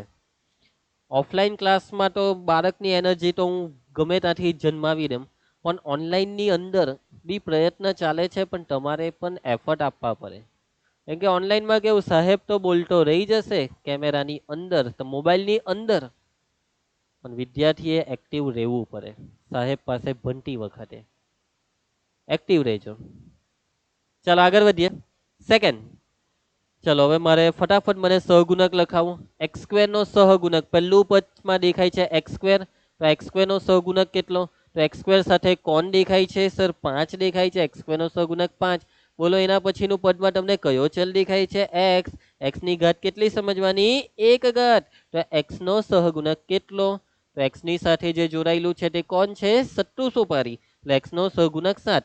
હવે આ જે પદ છે તેમાં તો એક્સ નથી, આને કહેવાય અચર પદ. અને અચર પદ એટલે ત્યાં ચલ એટલે કયો ચલ? એક્સ ની 0 ઘાત. તો એક્સ ની 0 ઘાત નો સહગુણક કેટલો? 5. સોરી 5 બોલાઈ ગયું, 2. સમજ પડે છે વાતમાં? ચાલો એના પછી નંબર 3, -9y ની 5 ઘાત. પહેલું પદ છે -9y ની 5 ઘાત. તો પહેલા પદમાં તમને y ની 5 ઘાત દેખાય છે. તો y ની 5 ઘાત નો સહગુણક કેટલો? તો y ની 5 ઘાત નો સહગુણક, તો y ની 5 ઘાત ની આગળ છે 9, એટલે y ની 5 ઘાત નો સહગુણક 9. ઓકે, ખ્યાલ આવી ગયો? સમજ પડી? પતી ગયો દાખલો? પડી ગયો લોચો? કરી નાખી ને ભૂલ? તો કેટલાક બાળકોને તો ભૂલ ખબર પડી ગઈ હશે, પણ કેટલાક બાળકો વિચારતા હશે હું ભૂલ કરી આમાં? y ની 5 ઘાત નો સહગુણક 9 ની તો શું સર -8? બેટા આ 9 નું ચિહ્ન તમને થોડીક વાર પહેલા જ કીધું કે ચિહ્નને સાથે લઈને ચાલો. જે સંખ્યાનું જે ચિહ્ન હોય તેને તેની સાથે રાખો. ચિહ્નને આપેલી સંખ્યાથી દૂર નહીં કરો. ચિહ્ન એટલે સંખ્યાનું બાળક, અને તમે એક બાળકને એની માતાથી દૂર ન કરી શકો, કદાપી નહીં. આ બહુ મોટું પાપ છે, અને આ પાપની પછી સજા ભોગવવી પડે. એટલે કે ચિહ્નને સંખ્યાથી કોઈ દિવસ દૂર નહીં થવા દેતા. બરાબર? આ ગણિતની અંદર બહુ મોટું પાપ છે. તમે એક માતાને એના બાળકથી દૂર કરી નાખવા બરાબરનું જ આ પાપ છે. જે તમે તમારાથી આ પાપ નહીં થવું જોઈએ, ભૂલથી પણ નહીં, ભૂલથી પણ નહીં. અને આ ભૂલ થાય જ કેમ? તમને ભાન હોવું જોઈએ. જો તમને ભાન હશે તો આ ભૂલ ન થાય. હવે બાળકો જુઓ, હવે તમને અહીંયા અચર પદ દેખાય છે. અચર પદ, અચર પદ એટલે એ કોનો સહગુણક કહેવાય? એક્સ ની 0 ઘાત નો, બરાબર ને? અને એક્સ નહીં વાય, કેમ કે આ બહુપદી ચલ y માં છે. તો y ની 0 ઘાત નો સહગુણક, અને y ની 0 ઘાત નો સહગુણક એટલે અહીંયા કોણ? -8. સમજ પડે છે તમને કે નહીં? હવે થોડીક મારી વાતને સમજો. એકચ્યુઅલી જોવા જાય ને તો બહુપદીમાં y ની 5 ઘાત છે ને, સૌથી મોટી ઘાત આ બહુપદીમાં y ની સૌથી મોટી ઘાત એટલે 5 ઘાત. તો બાળકો એકચ્યુઅલી જોવા જઈએ તો 5 ઘાત પછી 4 ઘાત વાળું પદ આવે. 4 ઘાત પછી 3 ઘાત વાળું પદ આવે. 3 ઘાત પછી 2 ઘાત વાળું પદ આવે. 2 ઘાત પછી 1 ઘાત વાળું પદ આવે, અને પછી અચર પદ આવે. એટલે કે બહુપદીમાં જે ઘાત હોય તે ઉતરતા ક્રમમાં હોય. 5 ઘાત, 4 ઘાત, 3 ઘાત, 2 ઘાત, 1 ઘાત ને અચર પદ. 0 ઘાત એટલે અચર પદ. તો બાળકો આમાં 5 ઘાત પછી 4 ઘાત વાળું પદ નથી. છતાં પણ તમને એવું પૂછવામાં આવી શકે કે y ની 4 ઘાત નો સહગુણક કેટલો? y ની 4 ઘાત નો સહગુણક કેટલો? તો y ની 4 ઘાત વાળું પદ તો દેખાતું જ નથી. y ની 4 ઘાત વાળું તો પદ જ નથી. તો હવે જવાબ કેવી રીતના આપીએ? તો કેટલાક લીજેન્ડ બાળકો, હવે નોર્મલી અહીંયા બાળકોના બે જવાબ હોય. કેટલાક કહેશે કે સર 0 ને કેટલાક કહેશે 1. તો એક જવાબ સાચો છે, એક ખોટો છે. તમે શું જવાબ આપો છો, 0 કે 1? જો તમારો જવાબ 1 હોય તો તમારો જવાબ એકદમ ખોટો છે, અને જો તમારો જવાબ 0 હોય તો એ જવાબ તદ્દન સાચો છે. y ની 4 ઘાત નો સહગુણક 0. એટલે કે બાળકો એકચ્યુઅલી આ બહુપદીમાં કોઈ પદ નથી, મતલબ કે 4 ઘાત વાળું પદ નથી. તો ત્યાં તમે લખી શકો +0 y ની 4 ઘાત. સમજ પડે છે? સર કેવી રીતના આવું લખી શકાય? લખી જ શકાય ને. આ છે -9y ની 5 ઘાત -8. હવે આમાં +0 લખવું હોય તો લખાય. લખાય જ ને. અને તમને ખબર છે કે 0 સાથે કોઈનો બી ગુણાકાર 0 જ થાય, તો આ 0 સાથે ગુણાકારમાં હું y ની 4 ઘાત લખું તો કંઈ ખોટું નથી, કેમ કે આ ગુણાકાર 0 થવાનો જ છે. અને પછી આનો આ 0 સાથે સરવાળો એટલે આ પોતે જ આવી જશે. સમજ પડે છે વાતમાં? એટલે કે જો તમને કોઈ પદ નથી દેખાતું તો તે પદમાં તે ચલનો સહગુણક 0 નહીં દેખાય એટલે 0. સમજ પડે છે વાતમાં? હવે y ની 3 ઘાત વાળું પદ નથી દેખાતું તો y ની 3 ઘાતનો સહગુણક કેટલો? તો y ની 3 ઘાત વાળું પદ નથી, એનો મતલબ કે અહીંયા લખી શકાય 0 y ની 3 ઘાત. અહીંયા y ની 3 ઘાતનો સહગુણક 0. તમે એમ પૂછો કે સર અહીંયા પ્લસ જ લેવાનું, માઇનસ લઈ તો ચાલે? ચાલે જ ને. તમે અહીંયા પ્લસની જગ્યાએ માઇનસ લઈ લો તો બી ચાલે. એકચ્યુઅલી આ જે 0 છે, હવે 0 ને તમે પ્લસનું ચિહ્ન આપો કે માઇનસનું ચિહ્ન આપો, 0 ને એકચ્યુઅલી કોઈ ચિહ્ન જ ના હોય. એટલે કે એનો મતલબ એવો કે 0 ને જે ચિહ્ન લેવો હોય તે લેવાય, કેમ કે 0 ને એક્ઝેક્ટલી કોઈ પ્રોપર ચિહ્ન નથી. એટલે કે જરૂર પડે તો 0 ને પ્લસનું ચિહ્ન આપવું હોય તો પ્લસનું આપો, માઇનસનું ચિહ્ન આપવું હોય તો માઇનસનું આપો. તો મારી તમને એક ચોખ્ખી સીધી સિમ્પલ સલાહ કે તમે માઇનસમાં નહીં પડો, બરાબર. માઇનસથી બને એટલું દૂર જ રહેવાનું, એટલે આપણે +0 લખવો જોઈએ. હવે તમને y² વાળું પદ નથી દેખાતું તો y² નો સહગુણક કેટલો? તો કે ભાઈ y² નો સહગુણક 0. તમને તો y વાળું પદ બી નથી દેખાતું, એટલે કે y ની 1 ઘાત વાળું પદ નથી દેખાતું, y વાળું પદ નથી દેખાતું, તો એનો સહગુણક 0. પદ નહીં દેખાય તો એનો સહગુણક 0 લખી દેવાનો એટલે વાત પતે. ચલો આમાં z ની 2 ઘાત સૌથી મોટી છે તો z² નો સહગુણક. ચલો z² નો સહગુણક, તો z² ની આગળ વાળી સંખ્યા 1/3. એના પછી z વાળું પદ દેખાય છે, z વાળું પદ, હા સર દેખાય છે z વાળું પદ.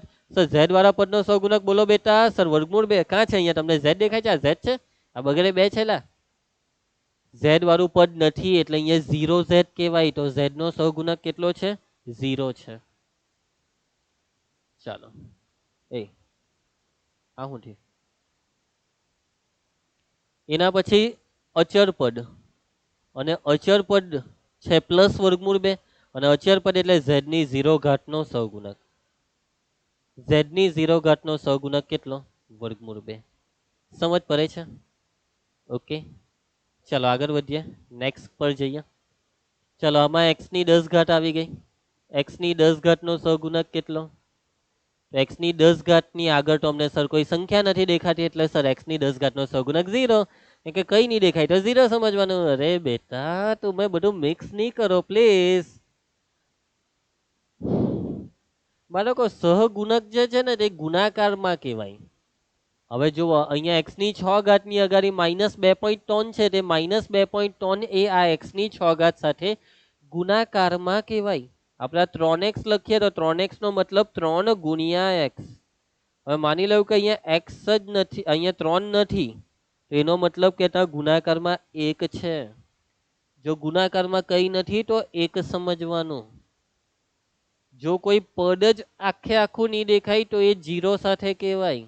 પણ અહીંયા તો સહગુણક નથી દેખાતો, અને સહગુણકમાં કંઈ નહીં દેખાય, પદ દેખાય, પણ પદમાં સહગુણકમાં કોઈ સંખ્યા નહીં દેખાય, તો ત્યાં 1 સમજવાનો. એટલે કે અહીંયા x ની 10 ઘાતની આગળ કંઈ નથી તો 1 છે, એટલે કે x ની 10 ઘાતનો સહગુણક છે 1. સમજ પડે? પછી આવે x ની 9 ઘાત, એનો સહગુણક 0. 8 ઘાત હોય તો 0. આઈ હોપ હવે મેં નથી લખતો પણ તમને સમજ પડી ગઈ હશે. x ની 6 ઘાતનો સહગુણક બોલો કેટલો? તો x ની 6 ઘાતનો સહગુણક, x ની 6 ઘાતની સાથે છે 2.3, ના -2.3. એના પછી આ તમને શું દેખાય છે? તમે કહેશો કે સર અચર પદ. ના બેટા x. હવે આમાં બોલો x નો સહગુણક કેટલો? તો x નો સહગુણક જોવો, x ની સાથે કોણ દેખાય છે? 5, એટલે x નો સહગુણક 5. ખોટી વાત. x નો સહગુણક 5 નથી. તો સર અહીંયા 5 તો દેખાતા છે સર, જો ને x નો સહગુણક 5 જ કહેવાય ને. વાતને સમજો. x ની સાથે 5 છે એ વાત 100% ની, પણ એકચ્યુઅલી સાથેની x ની નીચે છે. એટલે કે x ની આગળ કોણ કહેવાય? કઈ નથી તો 1 કહેવાય. એનો મતલબ કે x નો સહગુણક કેટલો? 1. x નો સહગુણક 1. ખોટી વાત. ખોટી વાત. x નો સહગુણક 1 પણ નથી. વાતને સમજજો. x ની આગળ કોઈ સંખ્યા નથી એટલે આ એક સમજવાનો, પણ x નો સહગુણક એટલે 1 ના છેદમાં 5. x નો સહગુણક એટલે 1 ના છેદમાં 5. સમજ પડે છે વાતમાં? x નો સહગુણક 1 ના છેદમાં 5. x નો સહગુણક 1 ના છેદમાં 5. ઓકે, ચાલો એના પછી હવે આમાં તમને જુઓ સૌથી મોટી ઘાત 7 ઘાત દેખાય છે, પણ આપણે અહીંયાથી ચાલુ કરીએ y. તો y નો સહગુણક કેટલો? તો y નો સહગુણક છે 2.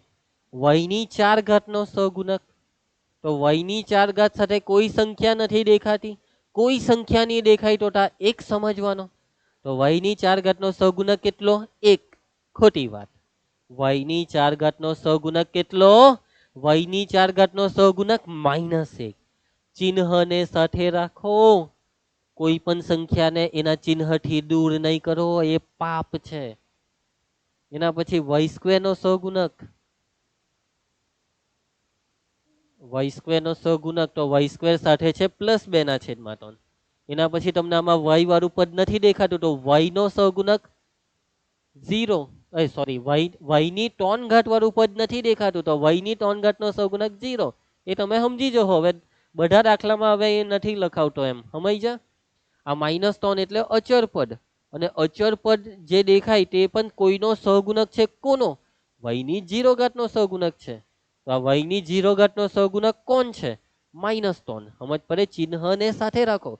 y ની 7 ઘાત નો સહગુણક કોણ છે? તો y ની 7 ઘાત નો સહગુણક છે ભાઈ +7. તમને પૂછે y ની 6 ઘાત, y ની 6 ઘાત નો સહગુણક કોણ? 0. કેમ કે y ની 6 ઘાત વાળું પદ નથી, એટલે સહગુણક 0. સમજશો ને?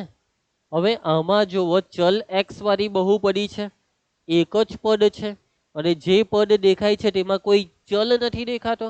એનો મતલબ કે આ અચર પદ છે. આ 10 એ અચર પદ છે. 10 એ અચર પદ છે, ચલ નથી દેખાતો, અને અચર પદ પણ કોઈનો સહગુણક છે. કોનો? તો કે ભાઈ ચલ x વાળી બહુપદીની વાત ચાલે એટલે આ 10 એટલે 10x ની 0 ઘાત. એટલે 10 એ x ની 0 ઘાત નો સહગુણક છે. અચર પદ બી કોઈનો સહગુણક છે. કોનો? x ની 0 ઘાત નો, અને એ સહગુણક આ દાખલામાં છે 10. ચલો પછી આમાં z ની 6 ઘાત નો સહગુણક, તો z ની 6 ઘાત નો સહગુણક છે 3. z ની 3 ઘાત, 6 ઘાત પછી 5 ઘાત નથી એટલે સહગુણક 0. z ની 4 ઘાત નો સહગુણક 0. z ની 3 ઘાત નો સહગુણક 0 નહીં, z ની 3 ઘાત નો સહગુણક છે +6 એટલે 6. હવે આમાં તો z મળે જ નહીં એટલે આ છે અચર પદ.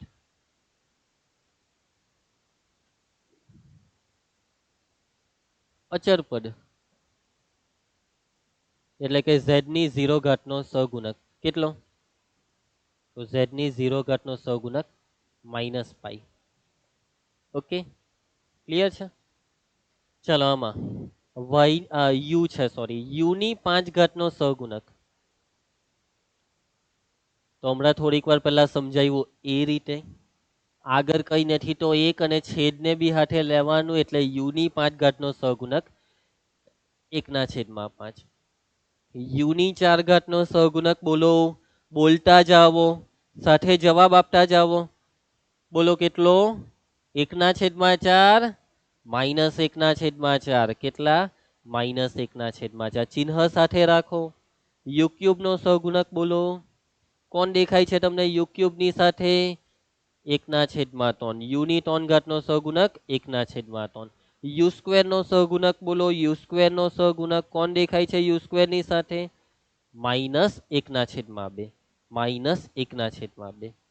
u નો સહગુણક બોલો. u નો સહગુણક, u ની સાથે કઈ નથી દેખાતું એટલે સહગુણક 1. અને આ છે અચર પદ. અચર પદ બી કોઈનો સહગુણક છે. કોનો? u ની 0 ઘાત નો. શું છે આ સહગુણક? તો આ સહગુણક છે -1. એના પછી અહીંયા શરૂઆત જ અચર પદ થી થઈ. અચર પદ એટલે અહીંયા કોની કેટલી ઘાત? t ની 0 ઘાત નો સહગુણક છે. અચર પદ બી કોઈનો સહગુણક છે, t ની 0 ઘાત નો સહગુણક છે. કેટલો છે? 7/8. પછી આ છે t. t નો સહગુણક શું છે? તો t નો સહગુણક છે +9/4. પછી આ છે ટી સ્ક્વેર. ટી સ્ક્વેરનો સહગુણક શું છે? તો ટી સ્ક્વેરનો સહગુણક તમને દેખાય છે માઇનસ વર્ગમૂળ 2. ટી ક્યુબનો સહગુણક શું છે? ટી ક્યુબનો સહગુણક છે પ્લસ 1.5. ટીની 4 ઘાતનો સહગુણક શું છે? તો ટીની 4 ઘાતનો સહગુણક છે માઇનસ 100. સમજ પડશે? શું તમે સહગુણકને સમજી શકશો, ઓળખી શકશો? સહગુણક વસ્તુ શું છે તે તમારા મગજમાં ઉતરી ગઈ કે નહીં? ક્લિયર છે? કઈ તકલીફ હોય તો બોલો, કમેન્ટ કરો. કઈ પણ ડાઉટ હોય, કઈ પણ તકલીફ હોય તો કમેન્ટ કરો. ચાલો આગળ વધીએ. એના પછી તો હવે આવે છે બહુપદીની ઘાત. બહુપદીની ઘાત, ઘાત તો તમને ખબર જ છે. હવે બહુપદી જે હોય છે, તો બહુપદીમાં તમને આ જેટલા બી પદ દેખાય એ દરેક પદમાં ચલ દેખાશે, અને ચલના માથા પર આ જે સંખ્યા દેખાય તેને કહેવાય ચલની ઘાત. તો બહુપદીની ઘાત કોને કહેવાય? વસ્તુને સમજજો. ચલની ઘાત એટલે તમને જે પદ દેખાય તેમાં ચલના માથા પર જે સંખ્યા દેખાય તે છે ચલની ઘાત.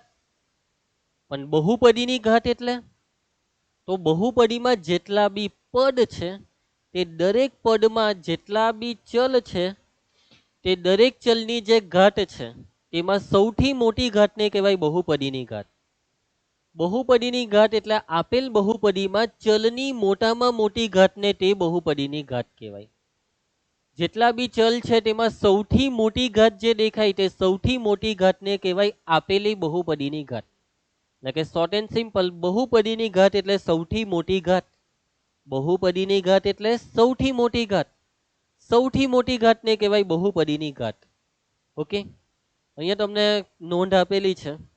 હવે કેટલીક વખત તમને કોઈ ચલમાં ઘાત નહીં દેખાશે, એટલે ઘાતમાં કોઈ સંખ્યા નહીં દેખાશે તો ઘાત એક સમજવાની. આ એક્સ લખેલો છે પણ એક્સ ની ઘાતમાં કઈ નથી તો એક ઘાત. આ તો મેં તમને સમજાવી દીધું છે. એના પછી જે ચલ છે તેની સાથે કોઈ સંખ્યા નહીં દેખાય તો તા એક સમજવાનો, એટલે એ ચલનો સહગુણક છે એક.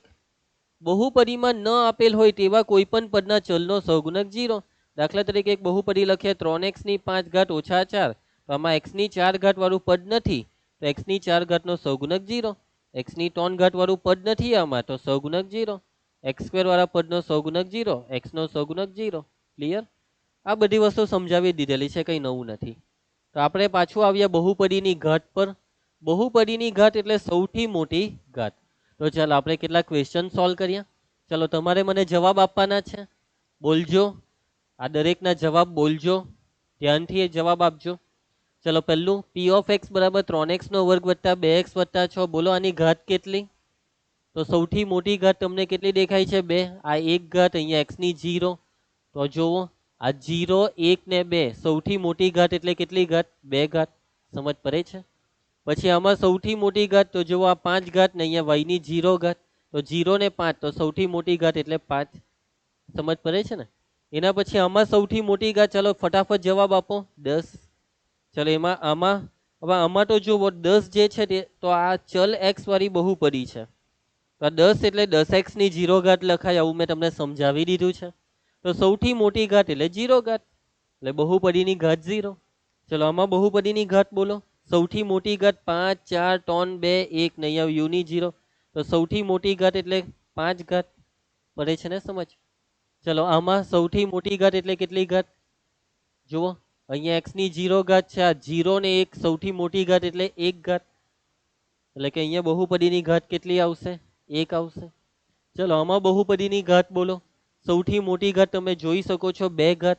ચલો આમાં બહુપદીની ઘાત બોલો. સૌથી મોટી ઘાત તમે જોઈ શકો છો 7 ઘાત. આમાં બહુપદીની ઘાત બોલો. સૌથી મોટી ઘાત તમે જોઈ શકો છો 6 ઘાત. આમાં બહુપદીની ઘાત બોલો. સૌથી મોટી ઘાત તમે જોઈ શકો છો 4 ઘાત. સમજ પડે છે? તો આ છે બહુપદીની ઘાત. ક્લિયર? સિમ્પલ, બહુ ઈઝી છે ભાઈ. બહુપદીની ઘાત આ વસ્તુ બહુ ઈઝી છે. એના પછી ચાલો આગળ વધીએ. અચર બહુપદી. અચર પદ એટલે તો તમને સમજ પડી ગઈ છે કે ભાઈ અચર પદ એટલે બહુપદીમાં જે એવું પદ કે જેમાં ચલ નથી દેખાતો. y ની 0 ઘાત વાળું પદ એને અચર પદ કહેવાય, x ની 0 ઘાત વાળું પદ. પણ બાળકો અહીંયા શબ્દ છે અચર બહુપદી. તો બાળકો જે બહુપદીમાં ખાલી એક જ પદ હોય, જે બહુપદીમાં એક જ પદ અને એ પદ પણ અચર પદ હોવું જોઈએ, તો એ બહુપદીને કહેવાય અચર બહુપદી. એટલે કે જે બહુપદીમાં માત્ર અચર સંખ્યા હોય તે બહુપદીને અચર બહુપદી કહેવાય. ઓકે, આ એક્ઝામ્પલ છે એના, આ અચર બહુપદીના એક્ઝામ્પલ છે. આજે તમને નંબર 1 માં દેખાય છે, ભૂલમાં નોંધમાં જતું રહ્યું.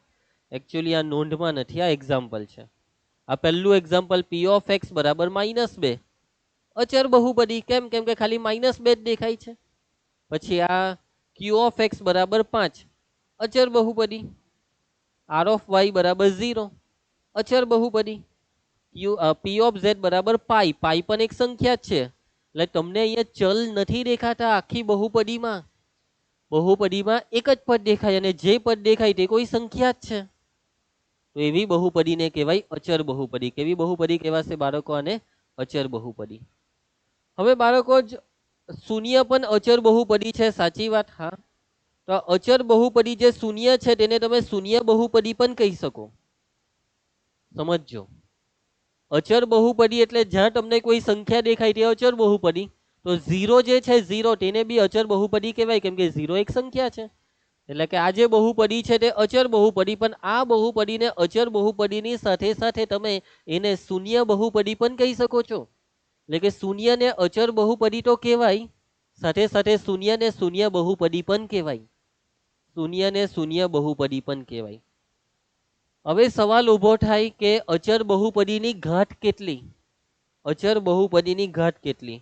તમે ધ્યાનથી જુઓ, અહીંયા પણ તમારી સામે આ 7મા નંબરના ક્વેશ્ચનમાં એક અચર બહુપદી જ હતી અને ત્યાં તમે અચર બહુપદીની ઘાત 0 લખી. કેમ? કેમ કે ભાઈ અચર બહુપદી એટલે કે જો આ છે -2, તો -2 સાથે x ની 0 ઘાત કહેવાય, એટલે કે સૌથી મોટી ઘાત 0 કહેવાય. પછી આ 5 એટલે 5x ની 0 ઘાત, સૌથી મોટી ઘાત 0. પછી આ પાઈ, તો પાઈ સાથે કઈ નથી એટલે x ની 0 ઘાત એટલે સૌથી મોટી ઘાત 0. પણ આ જે તમને 0 દેખાય છે, બરાબર, r ઓફ y બરાબર 0, તો 0 સાથે તમે કહેશો કે સર 0 સાથે y ની 0 ઘાત લખી દઉં. તો અચર બહુપદીની ઘાત કેટલી? તો અચર બહુપદીની ઘાત એટલે કે કોઈ બી અચર બહુપદી હોય, કોઈ બી અચર બહુપદી હોય, તમે કહેશો કે સર અચર બહુપદીની ઘાત 0 જ હોય. સર અચર બહુપદીની ઘાત 0 જ હોય. કોઈ બી અચર બહુપદી લેવો, અચર બહુપદીની ઘાત કેટલી? બોલો, તમારું શું કહેવું છે? અચર બહુપદીની ઘાત કેટલી? 0. હવે રિંકેશ સર હમણાં કંઈક નવું લાવશે એવું જ વિચાર્યું ને? હા બાળકો, તમે જે વિચારો છો તેમાં એક જગ્યાએ લોચો પડે છે. વાત તો સાચી છે કે ભાઈ અચર બહુપદી એટલે ઘાતમાં અહીંયા 0 આવવાનું છે, પરંતુ બાળકો આ જે શૂન્ય દેખાય છે ને, તો શૂન્યમાં તમને આ 0 સાથે y ની 0 ઘાત દેખાય. શૂન્ય બહુપદીની વાત કરું છું, 0 y ની 0 ઘાત. પરંતુ બાળકો લોચો અહીંયા છે કે આ y ની 0 ઘાત એટલે તમે એમ કહેશો કે સર આ જે બહુપદી 0 છે, આ જે બહુપદી r ઓફ y બરાબર 0 છે તેની ઘાત 0, આ વસ્તુ ખોટી છે. આ શૂન્ય બહુપદીની ઘાત 0 નહીં આવે. સર કેવી રીતના? સર શૂન્ય બહુપદીની ઘાત 0 નહીં આવે તો શું આવે? સર આ 0 છે તો 0 સાથે y ની 0 ઘાત એટલે સૌથી મોટી ઘાત 0 એટલે ઘાત 0 કહેવાય. સર હવે આમાં નવું તો શું થાય? હવે આમાં બીજું તો હું કેમ સર અહીંયા ઘાત 0 નથી? કેમ કે આ 0 જે છે ને, આ શૂન્ય બહુપદી જે છે તેમની એની સાથે મેં y ની 0 ઘાત લખ્યું, પણ જરૂરી નથી કે 0 સાથે y ની 0 ઘાત લખાય.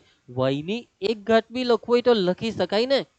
આ 0 સાથે હું y ની 2 ઘાત બી લખી શકું, 0 સાથે y ની 3 ઘાત બી લખી શકું, 0 સાથે y ની 4 ઘાત બી લખી શકું, 0 સાથે y ની 500 ઘાત બી લખી શકું. કેમ કે આ જે 0 છે તે આ y સાથે ગુણાકારમાં છે અને 0 સાથે ગુણાકાર હંમેશા 0 થાય.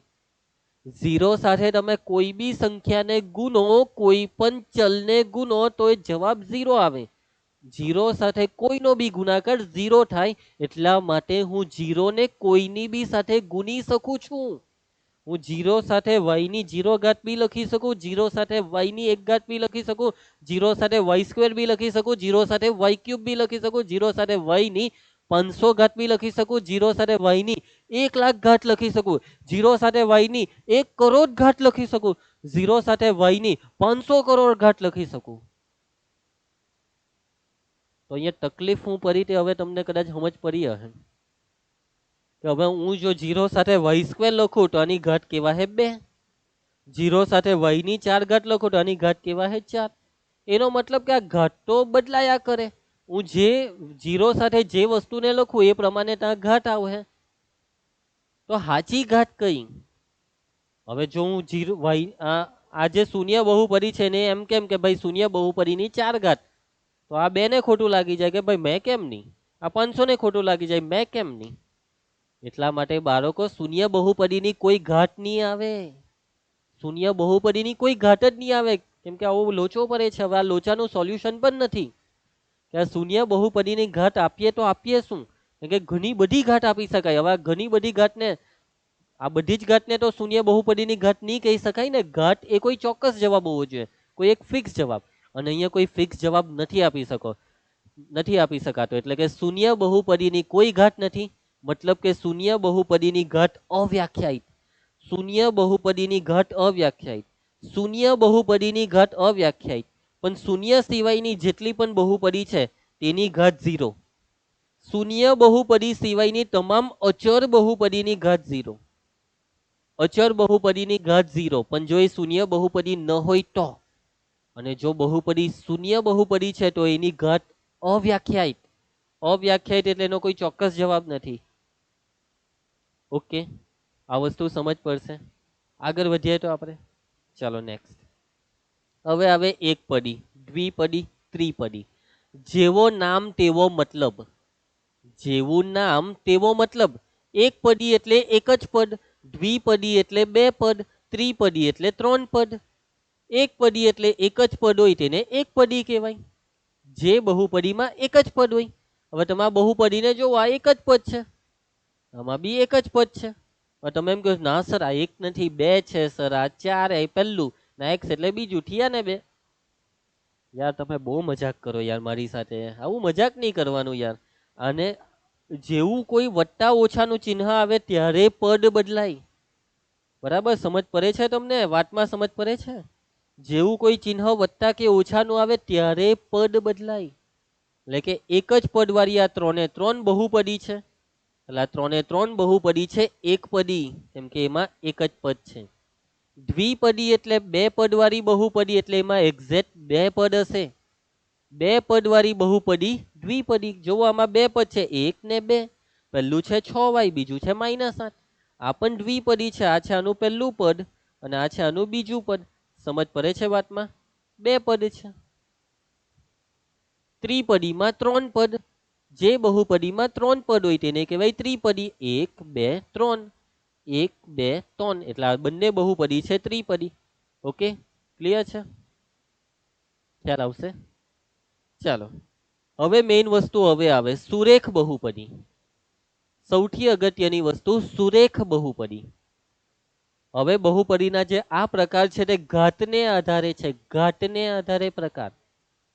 અહીંયા જે પ્રકાર જોયા એકપદી, દ્વિપદી, ત્રિપદી, તે પદને આધારે પ્રકાર, પદને આધારે. હવે ઘાતને આધારે 3 પ્રકાર મુખ્ય આવે: સુરેખ બહુપદી, દ્વિઘાત બહુપદી, ત્રિઘાત બહુપદી. સુરેખ બહુપદી એટલે કે જે બહુપદીની ઘાત 1 તેને કહેવાય સુરેખ બહુપદી. બહુપદીની ઘાત 1 એટલે સૌથી મોટી ઘાત 1, તેને કહેવાય સુરેખ બહુપદી. ઓકે, જે બહુપદીની ઘાત 1 હોય તેને કહેવાય સુરેખ બહુપદી.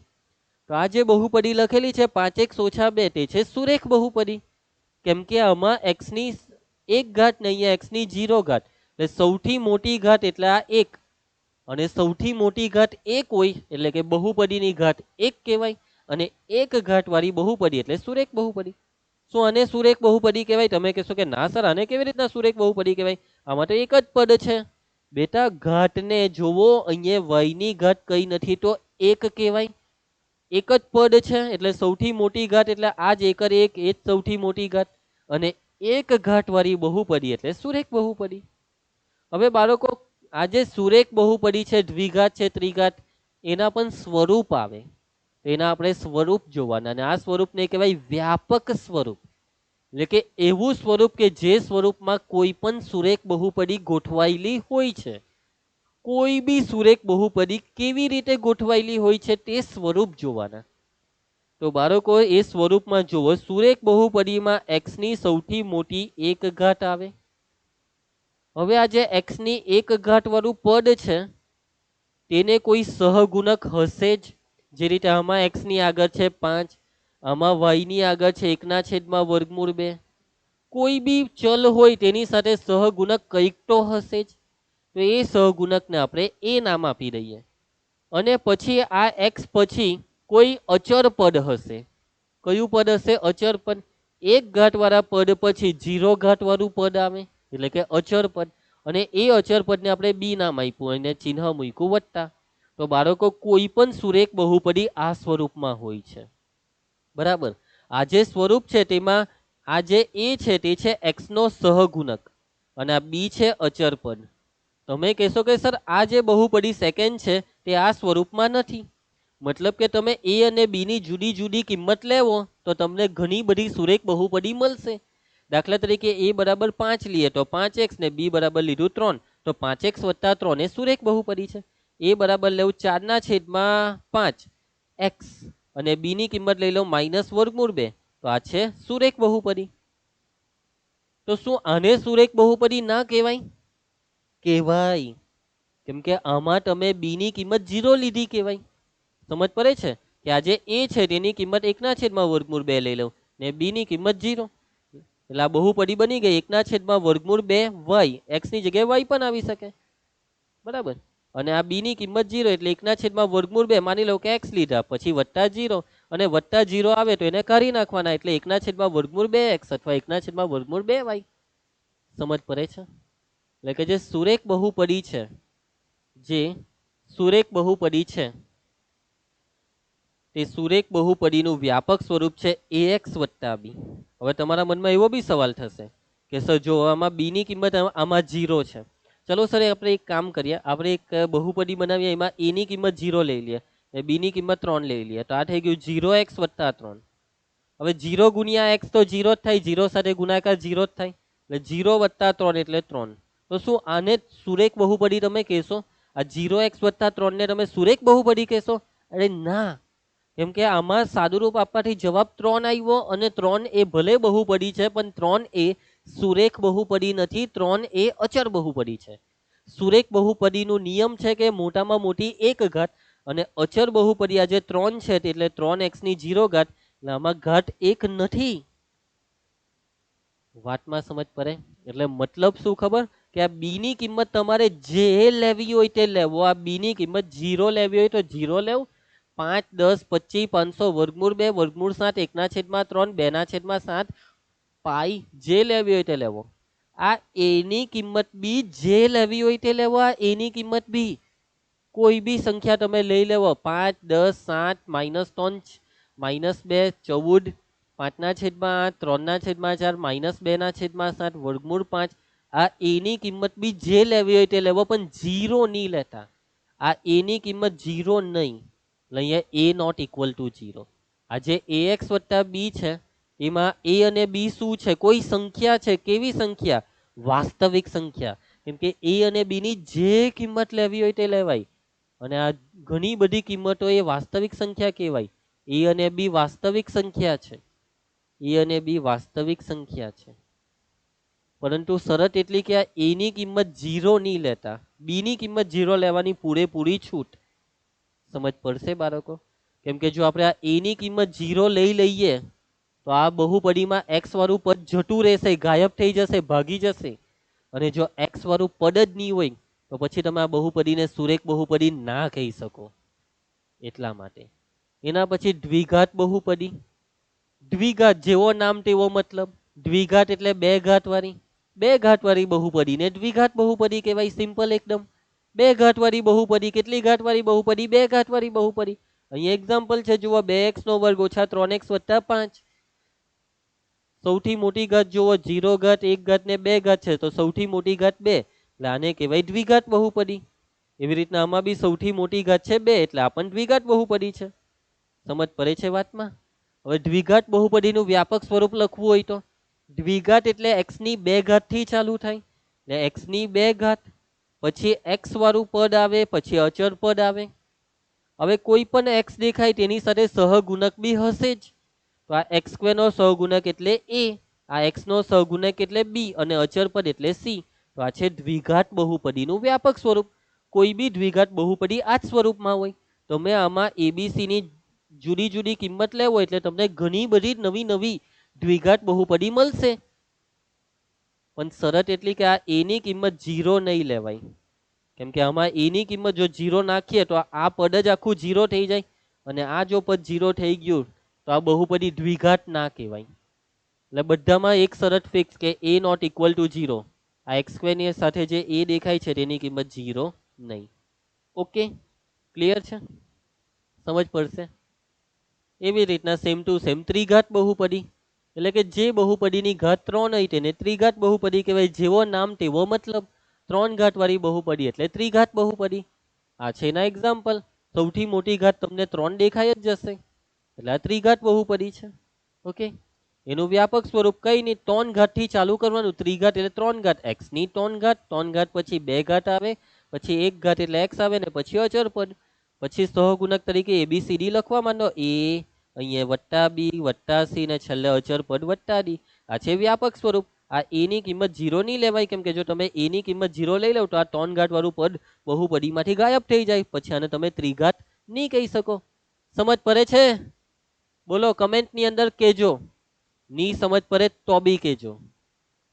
ઓકે, તો બહુપદીનું બધું બેઝિક 9મા ધોરણ સુધીનું ભણાવી દીધું. પણ लेक्चर अभी पूरा नहीं थियो. लेक्चर अभी बहुत बाकी है मेरे दोस्त. अभी तो कुछ चीज़ें सीखनी बाकी है. कौन सी चीज़ें? चलो देखते हैं. तो હવે આપણે કેટલાક દાખલા શીખવાના છે. તો બહુપદીનું બેઝિક સમજી લીધા પછી હવે આપણે થોડાક દાખલા જોવાના છે કે જે દાખલા આપણા માટે કામના છે, જે દાખલા આવડવા જરૂરી છે એક ધોરણ 10 ના વિદ્યાર્થી તરીકે. ઓકે, તો આઈ હોપ કે અત્યાર સુધી જેટલું ભણાવ્યું તેમાં પરફેક્ટ સમજ પડી જ ગઈ હશે. કેમ કે આ બધી વસ્તુ 8મા 9માની જ હતી, 10મા ધોરણમાં આવડવી જરૂરી છે. ઓકે, તો મસ્ત રીતે બધી વસ્તુ યાદ રાખી લેજો. ઘણું કામ લાગશે આ બધી વસ્તુ તમને. હાલમાં 10મામાં તો કામ લાગવાની જ છે અને ભવિષ્યમાં પણ કામ લાગશે. કોમર્સની અંદર પણ કામ લાગશે, સાયન્સમાં તો લાગવાની જ છે. ઓકે, ચાલો તો આગળ વધીએ છીએ. હવે જે દાખલા આપણે શીખવાના છે તે છે બહુપદીનું મૂલ્ય શોધવાના દાખલા. એટલે કે તમને આ બહુપદી આપી છે. હવે તમને આ x ની જુદી જુદી કિંમતો આપી છે. આ જુદી જુદી કિંમતો માટે તમારે બહુપદીનું મૂલ્ય શોધવાનું છે. તો ચાલો કરીએ આપણે. તો સૌથી પહેલા અહીંયા તમને x બરાબર કેટલા કીધા છે? 1. એટલે કે તમારે આ બહુપદીમાં x બરાબર 1 મૂકવાના, પછી સાદુરૂપ આપવાનું ને જવાબ લાવવાનો. ચાલો તો આપણે લખીશું x બરાબર 1 લેતા. આખી બહુપદીમાં જ્યાં પણ તમને x દેખાય તો બધા x ની જગ્યાએ એકરે 1 લખી દેવો. એટલે કે p ઓફ અહીંયા x આવ્યો ત્યાં 1 લખી દેવો. x ની 4 ઘાત x આવ્યો ત્યાં 1 ની 4 ઘાત. જ્યાં પણ તમે x ની કિંમત 1 મૂકો છો ત્યાં કાઉન્સ આપીને કિંમત મૂકજો. શું આપીને? કાઉન્સ આપીને. અહીંયા x ની કિંમત 1 મૂકી દેવો એટલે -5 બેઠા 1 નો વર્ગ. પછી આ વત્તા 6, x ની કિંમત મૂકો 1 એટલે 1 નો ઘન. પછી અહીંયા x ની કિંમત 1 મૂકો એટલે -1. હવે અહીંયા તમે કહેશો કે સર અહીંયા તમે કાઉન્સ કેમ નહીં આપ્યો? કેમ કે બેટા ત્યાં કાઉન્સની જરૂર નથી. અહીંયા કાઉન્સની જરૂર એટલા માટે છે કેમ કે ઘાતમાં કોઈ સંખ્યા આવે છે, પણ અહીંયા તો ઘાતમાં કોઈ સંખ્યા જ નથી એટલે અહીંયા કાઉન્સની કોઈ જરૂર નથી. જ્યાં જરૂર છે ત્યાં કાઉન્સ આપવાનું. ને તમને એ પણ ખબર પડવી જોઈએ કે કાં કાઉન્સની જરૂર છે, પણ આજકાલના બાળકોને તો ભાન જ નહીં પડે કે કાઉન્સ ક્યારે મૂકવાનો ને ક્યારે નહીં મૂકવાનો. કાઉન્સનો ઉપયોગ એટલા માટે કરવામાં આવે કે જ્યાં તમે જે કિંમત મૂકો છો ત્યાં કંઈક વસ્તુ થશે. અહીંયા 1 ની 4 ઘાત થશે, અહીંયા 1 ની 2 ઘાત થશે, તો અહીંયા 1 નું શું થશે? 1 ની 1 ઘાતનો તો કોઈ મતલબ જ નથી. સમજ પડે છે? પછી આ +2 બેઠા, જ્યાં પણ x છે ત્યાં બધે આપણે એકરે 1 મૂકી દીધા છે. હવે બાળકો સાદુરૂપ આપવાનું છે. મારા શબ્દને ધ્યાનથી સમજજો. આ સાદુરૂપ આપવાની પણ એક પદ્ધતિ હોય છે અને આ પદ્ધતિ આપણને એવું કહે કે સૌથી પહેલા કાઉન્સને ખોલો, સૌથી પહેલું કાઉન્સનું સાદુરૂપ આપો. જેટલા બી તમને કાઉન્સ દેખાય તેનું પહેલા સાદુરૂપ થશે. આ વસ્તુ તમારા મગજમાં ઉતારો. સૌથી પહેલું સાદુરૂપ કાઉન્સનું. કેમ કે આ જ વસ્તુ બાળક આ જ વસ્તુમાં મિસ્ટેક કરે. તમે મન ફાવે તેમ તેનું તે સાદુરૂપ આપી દેહો, એવું નહીં થાય. સૌથી પહેલું સાદુરૂપ કાઉન્સનું. તમને પહેલા કાઉન્સ દેખાય છે તો આ કાઉન્સનું સાદુરૂપ આપીને કાઉન્સ ખોલો. 1 ની 4 ઘાત એટલે 1, કેમ કે 1 ની ગમે તેટલી ઘાત 1 જ થાય. હવે તમે શું કરો, અહીંયા તમે પહેલા ગુણાકાર કરો, 5 એકા 5. અહીંયા અહીંયા તમને વચ્ચે કઈ ચિહ્ન નથી દેખાતું તો ત્યાં ગુણાકાર સમજવાનું. એટલે તમે ત્યાં ગુણાકાર સમજશો પણ અહીંયા ગુણાકાર નહીં થાય. 5 એકા 5 તમે નહીં લખી શકો. એટલે તમે શું કરો, આ -5 એકા 5 ને એની 2 ઘાત. આ વસ્તુ તમારી ભૂલ છે. આવી ભૂલો કરે છે લોકો. આ -5 બેઠા, પહેલા કાઉન્સનું સાદુરૂપ એટલે પહેલા 1 નો વર્ગ કરો. 1 નો વર્ગ એટલે 1, 1 નો વર્ગ 1. પછી આ +6 બેઠા, પછી 1 નો ઘન કરો, 1 નો ઘન 1. હવે તમારે આ બેનું સાદુરૂપ આપવું હોય તો આપી શકો, કેમ કે આ બે જન સાથે કોઈ કાઉન્સ જોડાયેલો નથી. નહીં આપવું હોય તો પછી આપવું પડશે. પહેલા આપવું હોય અત્યારે જ આપવું હોય તો અત્યારે આપી દેવું, નહીં તો પછી તો આપવાનું જ છે તો આપી દેવું અત્યારે.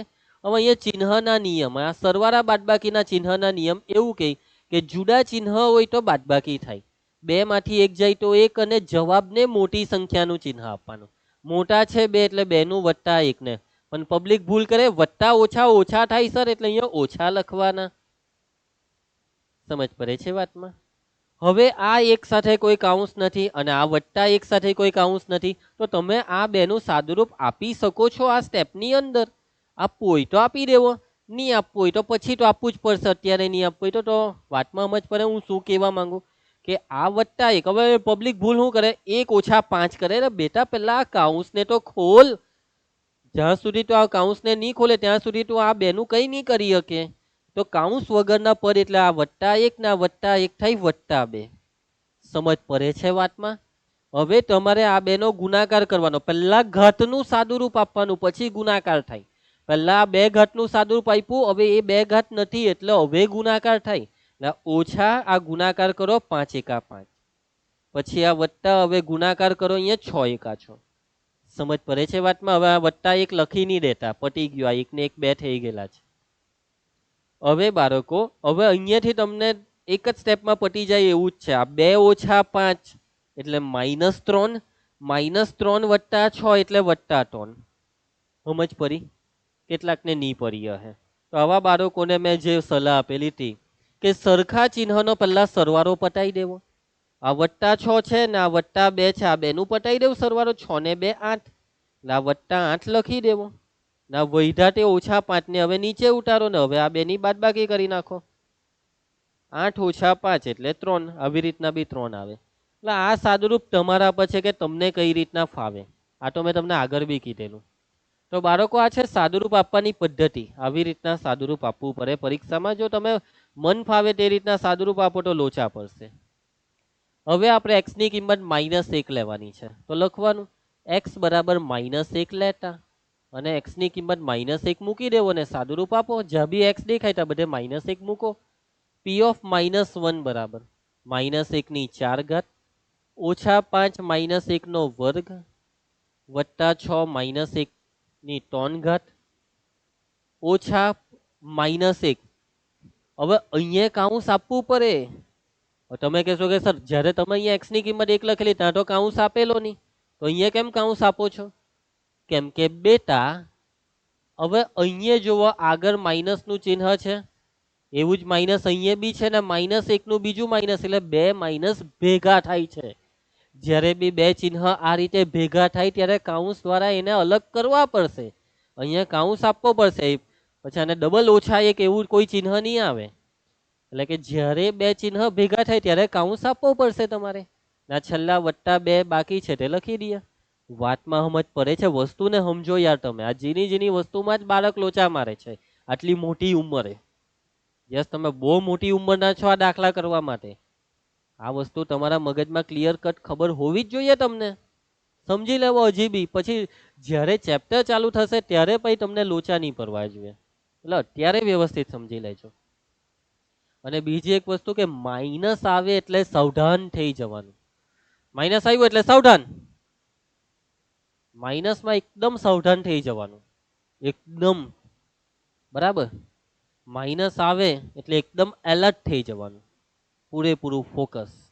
મેં તમને લગભગ પહેલા નહીં બીજા લેક્ચરમાં આ જ્ઞાન આપેલું હતું, આ નોલેજ ઘાતનું, ઋણ સંખ્યાની ઘાતનું. હવે એકની ગમે તેટલી ઘાત હોય એક જ થાય, પણ ઋણ સંખ્યાની યુગ્મ ઘાત હોય તો જવાબ ધન. યાદ છે કે ભૂલી ગયા? ઋણ સંખ્યાની યુગ્મ ઘાત તો જવાબ ધન, અને ઋણ સંખ્યાની અયુગ્મ ઘાત તો જવાબ ઋણ. જો આ ઋણની મગજમારી ઋણ સંખ્યાની ઘાત આવે ત્યારે સંખ્યા ઋણ હોય ત્યારે અહીંયા એવી કોઈ મગજમારી નહીં હતી, કેમ કે અહીંયા એક વત્તા હતા. પણ અહીંયા મગજમારી આ માઇનસના ચિહ્નના લીધે છે, એટલે આ બધું યાદ કરવાના નિયમ. એટલે કે -1 ની 4 ઘાત +1, કેમ કે 4 એ યુગ્મ છે. હવે આ -5 ને અત્યારે છેડશો નહીં, એ બેઠા, કેમ કે પહેલું સાદુરૂપ ઘાતનું. -1 નો વર્ગ +1, -1 નો વર્ગ +1, કેમ કે એકની ગમે તેટલી ઘાત એક જ થાય, પણ યુગ્મ ઘાત હોય તો જવાબ પ્લસમાં આવે.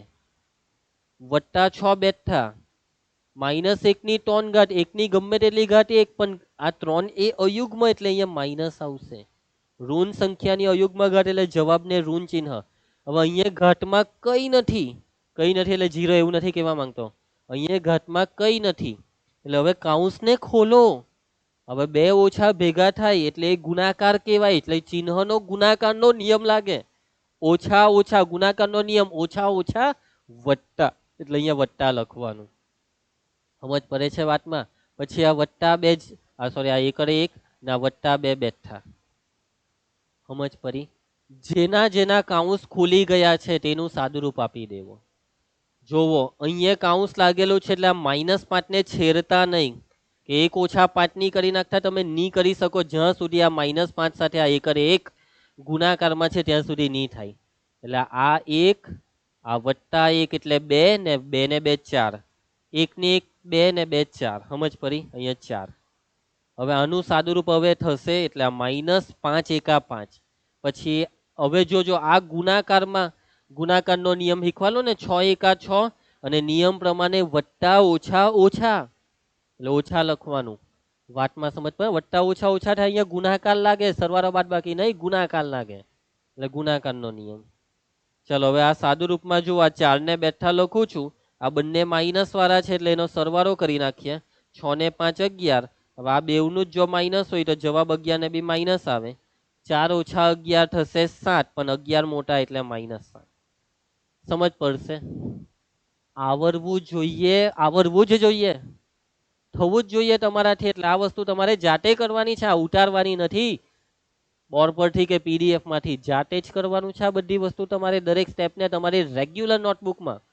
તમે કહેશો કે સર રેગ્યુલર નોટબુકમાં છેકાછેક થાય સર, પછી યાર પરવા દેવની છેકો, શું વાંધો છે ભાઈ? છેકો એટલે ગણિતનું ઘરેનું, ગણિતનું આભૂષણ. તમારી નોટ સુંદર નહીં દેખાશે જ્યાં સુધી એમાં છેકો નહીં હશે. દરેક પાના પર છેકો હોવો જોઈએ, તો તમે મેથ્સને સમજો છો, એનો મતલબ એવો થાય. હવે તો પછી તમે શું કરશો? જાણી જોઈને છેકા પાડશો બધા પાના પર, કે એટલે સર જોવો મેં કેટલો હોશિયાર છું, મારા મેથ્સના બધા પાના પર છેકા છેક જ છે, સૌથી વધારે હોશિયાર છો હું છું સર.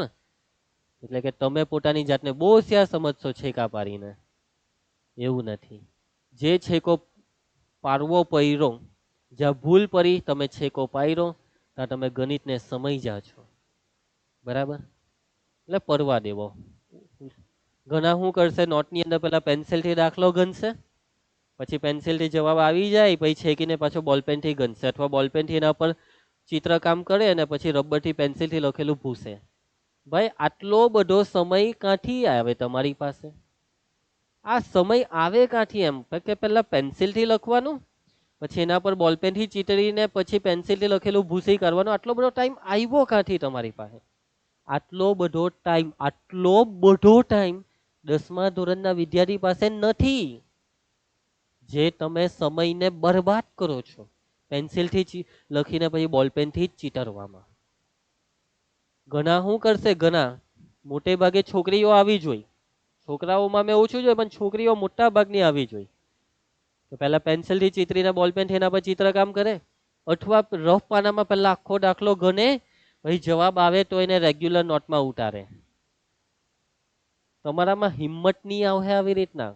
છોકરીઓ તમને કેમ છું, અને એવા છોકરાઓ કે જેવો મેં જે બોલ્યો તેવું કરે છે, તમારામાં દાખલો ગણવાની હિંમત જ નહીં આવે, તમારામાં કોન્ફિડન્સ જ નહીં આવે. તમને દર વખતે જ્યારે તમે પેન્સિલથી ચિત્રકામ કરો છો કે નોટના છેલ્લા પાને કે રફ પાનામાં દાખલો કરો છો, ત્યારે તમે હિંમત હારી ગયેલા છો.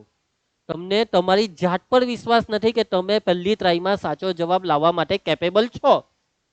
અને જો તમારો જવાબ ખોટો આવે તો છેકો પડવા દો, તો તમે બીજી વાર એવા કોન્ફિડન્સ સાથે દાખલો ગણશો કે હવે હું ભૂલ નહીં થવા દેવા. પણ જ્યારે તમે રફ નોટમાં દાખલો ગણશો કે પછી પેન્સિલથી દાખલો ગણશો, ત્યારે તમે બિંદાસ દાખલો ગણશો. તમને જ ભૂલ થવાનો કોઈ ડર નહીં રહેશે, તમે બિંદાસ મિસ્ટેક કરશો.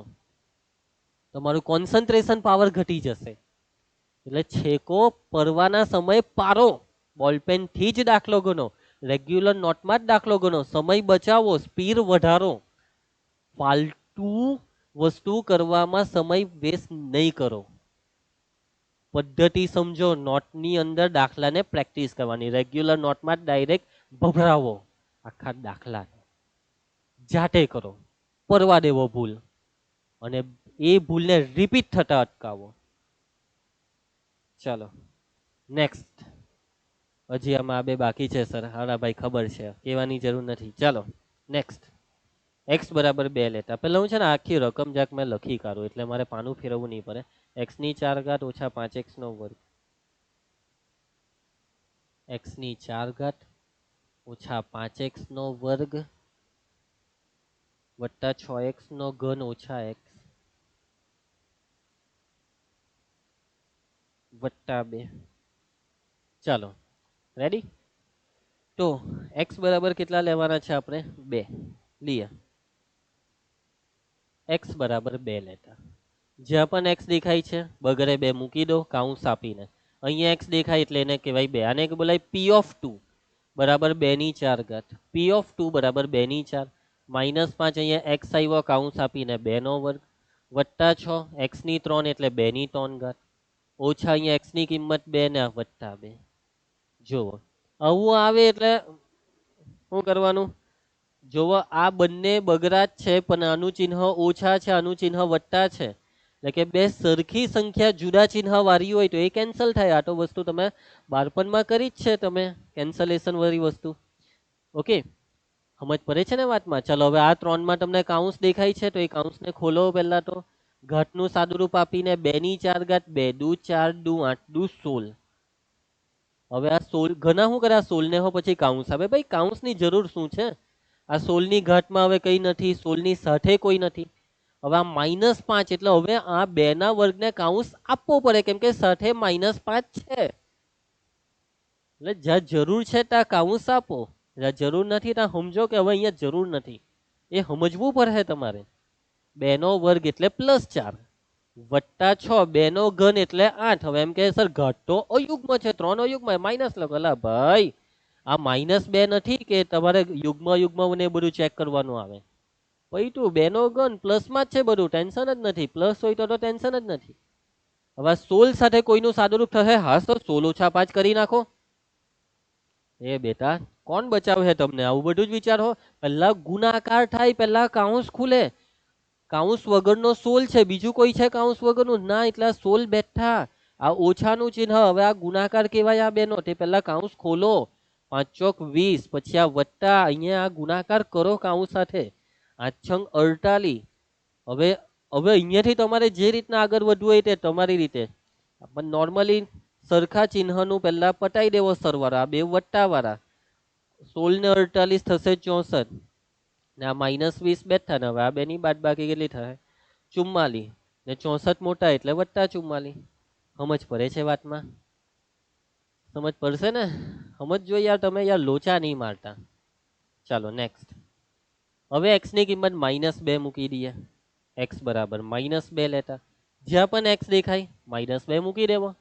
p ઓફ -2 બરાબર -2 ની 4 ઘાત -5. હવે x નો વર્ગ એટલે -2 નો વર્ગ વત્તા 6 x ની 3 ઘાત એટલે -2 ની 3 ઘાત ઓછા x એટલે x ની કિંમત -2 મૂકવા કાઉન્સ આપવું પડશે કેમ કે બે ચિહ્ન ભેગા થાય છે. પછી આ વત્તા 2. ઓકે ચાલો 2 ની 4 ઘાત 16 અને ઋણ સંખ્યા એટલે ચિહ્ન પર ફોકસ કરજો. ઘાત યુગ્મ છે એટલે જવાબ ધન આવશે +16. આ -5 અત્યારે બેઠા પહેલું આ ઘાતનું સાદુરૂપ -2 નો વર્ગ +4 2 દુ 4 ને ઋણ સંખ્યાની યુગ્મ ઘાત એટલે ધન વત્તા 6 બેઠા -2 નો ઘન -8 2 દુ 4 દુ 8 અને ઋણ સંખ્યાની અયુગ્મ ઘાત એટલે માઇનસ ઓછા ઓછા વત્તા 2 ને આ છેલ્લે આ વત્તા 2. આ બે ને ઉડાડી નહીં દેતા, ચિહ્ન જુદા નથી. જોજો હવે આ 2 ને 2 4 એની હાથે 16 નું સાદુરૂપ થશે કે 16 ને હો કાઉન્સ સાથે નથી જોડાયેલો. 16 ને 4 20. હવે આ ઓછા, હવે આ ગુણાકાર કરો 5 ચોક 20. હવે અહીંયા વત્તા ઓછા ઓછા બરાબર કાઉન્સ ખોલીએ છે એટલે છે ચિહ્ન 8 છંગ 48. હવે આ વત્તા 20 ને ઓછા 20 કેન્સલ, ચિહ્ન જુદા છે એટલે વૈધા -48 છે આપણો જવાબ. તો હવે અહીંયા આખો પહેલો દાખલો પૂરો થાય છે. સમજ પડે છે વાતમાં? થશે કે તમારાથી? જુઓ બાળકો, ભલે ટાઈમ લાગે તો કંઈ નહીં, પણ મારે બધાને શીખવાડવાનું છે. સૌથી નીચેના લેવલના બાળકને પણ શીખવાડવાનું છે કેમ કે તમારે બી તમારું લેવલ ગમે તે હોય, તમે એકદમ વીક બાળક છો તો પણ તમારે આ બધું શીખવું જ પડે, તો જ 10મા ધોરણમાં તમે આગળ ભણી શકશો. યાર જે વસ્તુ જરૂરી છે તે શીખવાડવી પડે ને તે તમારે શીખવી પણ પડે. ચાલો હવે આ દાખલો કરીએ છીએ. આ રકમ y માં છે તો કઈ નહીં, y બરાબર 0 ચાલુ કરી દે. y બરાબર 0 લેતા જ્યાં પણ y દેખાય 0 મૂકતા જાઓ. p ઓફ 0 બરાબર 2. અહીંયા y ની કિંમત 0 મૂકો, 0 ની 5 -4 y ની કિંમત 0 મૂકો, 0 નો ઘન વત્તા 5 y ની કિંમત 0 મૂકો, -3 જેમ છે તેમ બેઠા બગડો બેઠો 0 ની ગમે તેટલી ઘાત 0 જ થાય. -4 બેઠા 0 ની ગમે તેટલી ઘાત 0 જ થાય. અહીંયા ઘાતમાં તો કઈ છે જ નહીં એટલે કાઉન્સને ખોલો એટલે વત્તા 0 હાથે ગુણાકાર 5 ગુણ્યા 0 0 જ થાય. ના -3 જેમ છે તેમ બેઠા આ રીતના વત્તા 0 ઓછા 0 આવે એટલે એ નીકળી જાય. એના આના પછીના પદમાં હવે આ 0 ની કોઈ વેલ્યુ નહીં રહી. આ 0 હાથે ગુણાકાર 0 માઇનસ આ 4 ગુણ્યા 0 0 પછી આ વત્તા 0 ને હવે લખવાનું કોઈ કામ નથી એટલે હવે લખવાનું કોને? -3 ને. હવે આ બંને 0 નું કઈ કામ નથી. હવે અમુક કરે છે 0 0 કેન્સલ, +0 -0. અલા ભાઈ કેન્સલ કરો કે નહીં કરો એનો કઈ મતલબ જ નથી 0 નો. એટલે -3 એ આપણો જવાબ છે. સમજ પડે છે વાતમાં? p ઓફ 0 બરાબર -3 એ આપણો જવાબ છે. આ p ઓફ 0 અહીંયા નીચે ઉતાર્યા. ચાલો હવે આપણે y બરાબર કેટલા લેવાના છે? y બરાબર -1 તો લખો. y બરાબર -1 લેતા ને મૂકો. જ્યાં પણ y છે -1 મૂકતા જાઓ. -1 ની 5 ઘાત ઓછા 4 -1 નો ઘન વત્તા 5 -1 ઓછા 3. ભાઈ માઇનસ વાળું છે, ધ્યાનથી સાવધાન થઈ જજો, ધ્યાન આપજો, પૂરેપૂરું ધ્યાન બોર્ડ પર. -1 ની 5 ઘાત 1 ની ગમે તેટલી ઘાત 1 પણ ઘાત અયુગ્મ છે એટલે માઇનસ આવશે. હવે કેટલાક બાળકો એમ કહેશે કે સર અમને થોડુંક ડાયરેક્ટ ફાવે છે કે આ -1 ની 5 ઘાત એટલે -1 ને -1 ને પછી આ 2 હાથે ગુણીએ તો -2. તો સર અમે આવું ડાયરેક્ટ લખીએ તો ચાલે? તો ચાલે જ ને. તમને ફાવતું હોય તો તમે ડાયરેક્ટ કરી શકો છો.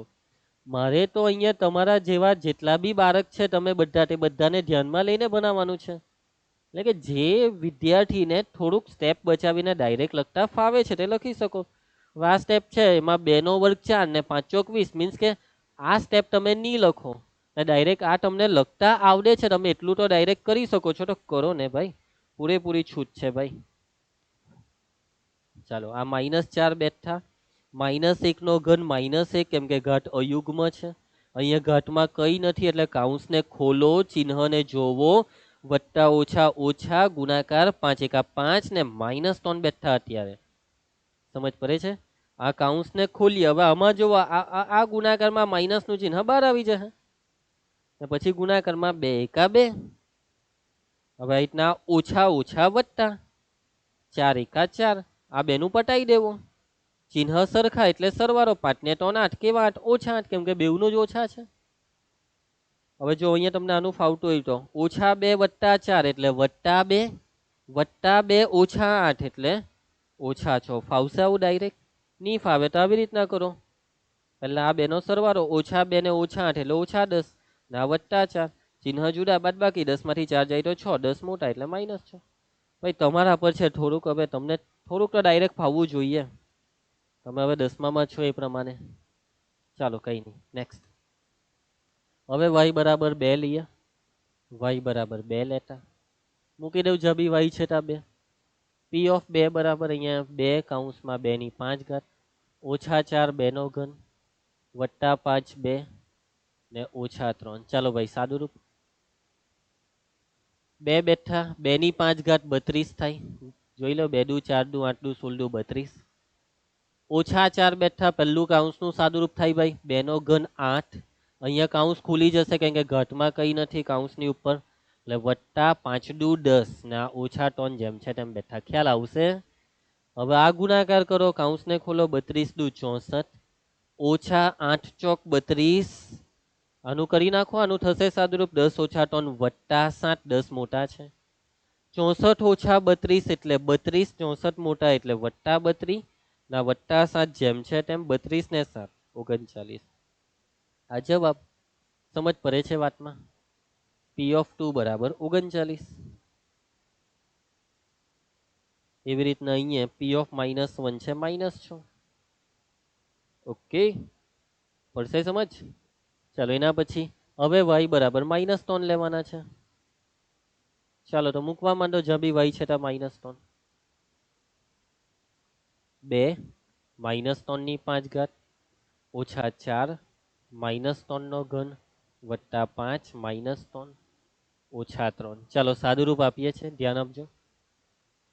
2 બેઠા પહેલું સાદુરૂપ કાઉન્સનું -3 ની 5 ઘાત. 3 ની 5 ઘાત તમે જોઈ લો. 3 તાલી 9 તાલી 27 તાલી 81 તાલી 243. ગુણાકાર કરી નાખવાના. નહીં આવડે તો ગુણાકાર કરી નાખવાના. ઋણની અયુગ્મ ઘાત એટલે -5 અયુગ્મ છે. અયુગ્મ યુગ્મ ઓળખતા આવડતું છે કે બધું ભૂલી ગયા? આવડે છે ને? ચલો -4 -3 નો ઘન 3 તાલી 9 તાલી 27 ને માઇનસ અયુગ્મ ઘાત ને. ચાલો આ વત્તા ઓછા ઓછા 5 તાલી 15 ને ઓછા 3 બેઠા. આ માઇનસ બહાર આવી જશે ગુણાકાર થવાનો એટલે 243 ના ડબલ ગુણ્યા 2 3 દુ 6 4 દુ 8 2 દુ 4 ઓછા ઓછા વત્તા 27 ચોક 7 ચોક 28 વધી 2 4 દુ 8 9 10 108. ચિહ્ન સરખા છે. સરવાળો 15 ને 3 18. ચાલો હવે તમે એક કામ કરો. આ બેનું પટાવો. ચિહ્ન સરખા છે. બેવ માઇનસમાં છે એટલે જવાબ બી માઇનસમાં. 6 દુ 12 ને 2 14 વધી 1 8 ને 1 9 ને 1 10 વધી 1 4 ને 1 5 -502 અને આ વત્તા 108. હવે ચિહ્ન જુદા એટલે બાદબાકી. આ બાદબાકી 12 માંથી 8 જાય તો 9 10 11 12 4 10 માં 9 માંથી 0 જાય તો 9 ને 5 ની ઉપર 4 માંથી 1 જાય તો 3. આ તો તમને ખ્યાલ આવશે ને બાદબાકી. ને 502 મોટા એટલે -394. ઓકે બાળકો તો અહીંયા દાખલા પૂરા થાય છે.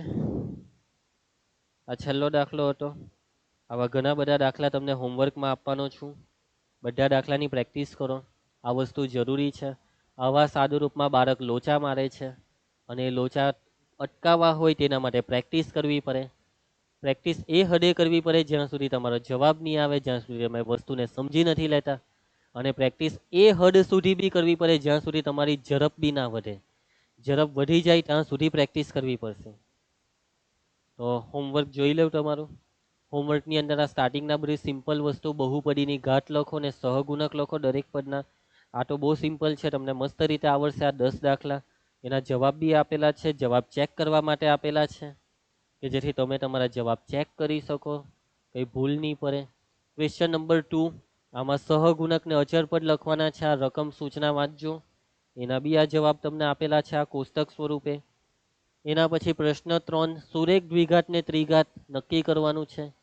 બરાબર, એક ઘાત મોટામાં મોટી દેખાય તો સુરેખ, આ સુરેખ છે કેમ કે આમાં x ની એક ઘાત છે મોટી. પછી આ દ્વિઘાત છે, બે ઘાત સૌથી મોટી છે. આ 3 ઘાત પાઈની છે, હે, x ની 3 ઘાત નથી. કે પછી ભૂલમાં અહીંયા કદાચ કઈ ભૂલ થઈ ગઈ હોય તો હું જોઈ લઉં. એક મિનિટ, 14 નો જવાબ જોઈ લઉં. સુરેખ જ આપેલો છે. ઓકે, બરાબર છે. ઓકે, ક્લિયર છે, સમજજો. અહીંયા જવાબ બી આપેલા છે. જવાબને પછી જોવાના, પણ ખાસ જોવાના. અને છેલ્લે સૌથી અગત્યના આ 10 દાખલા છે, આ ટોટલ 10 દાખલા કે જેમાં તમારે કિંમત શોધવાના દાખલા આપેલા છે.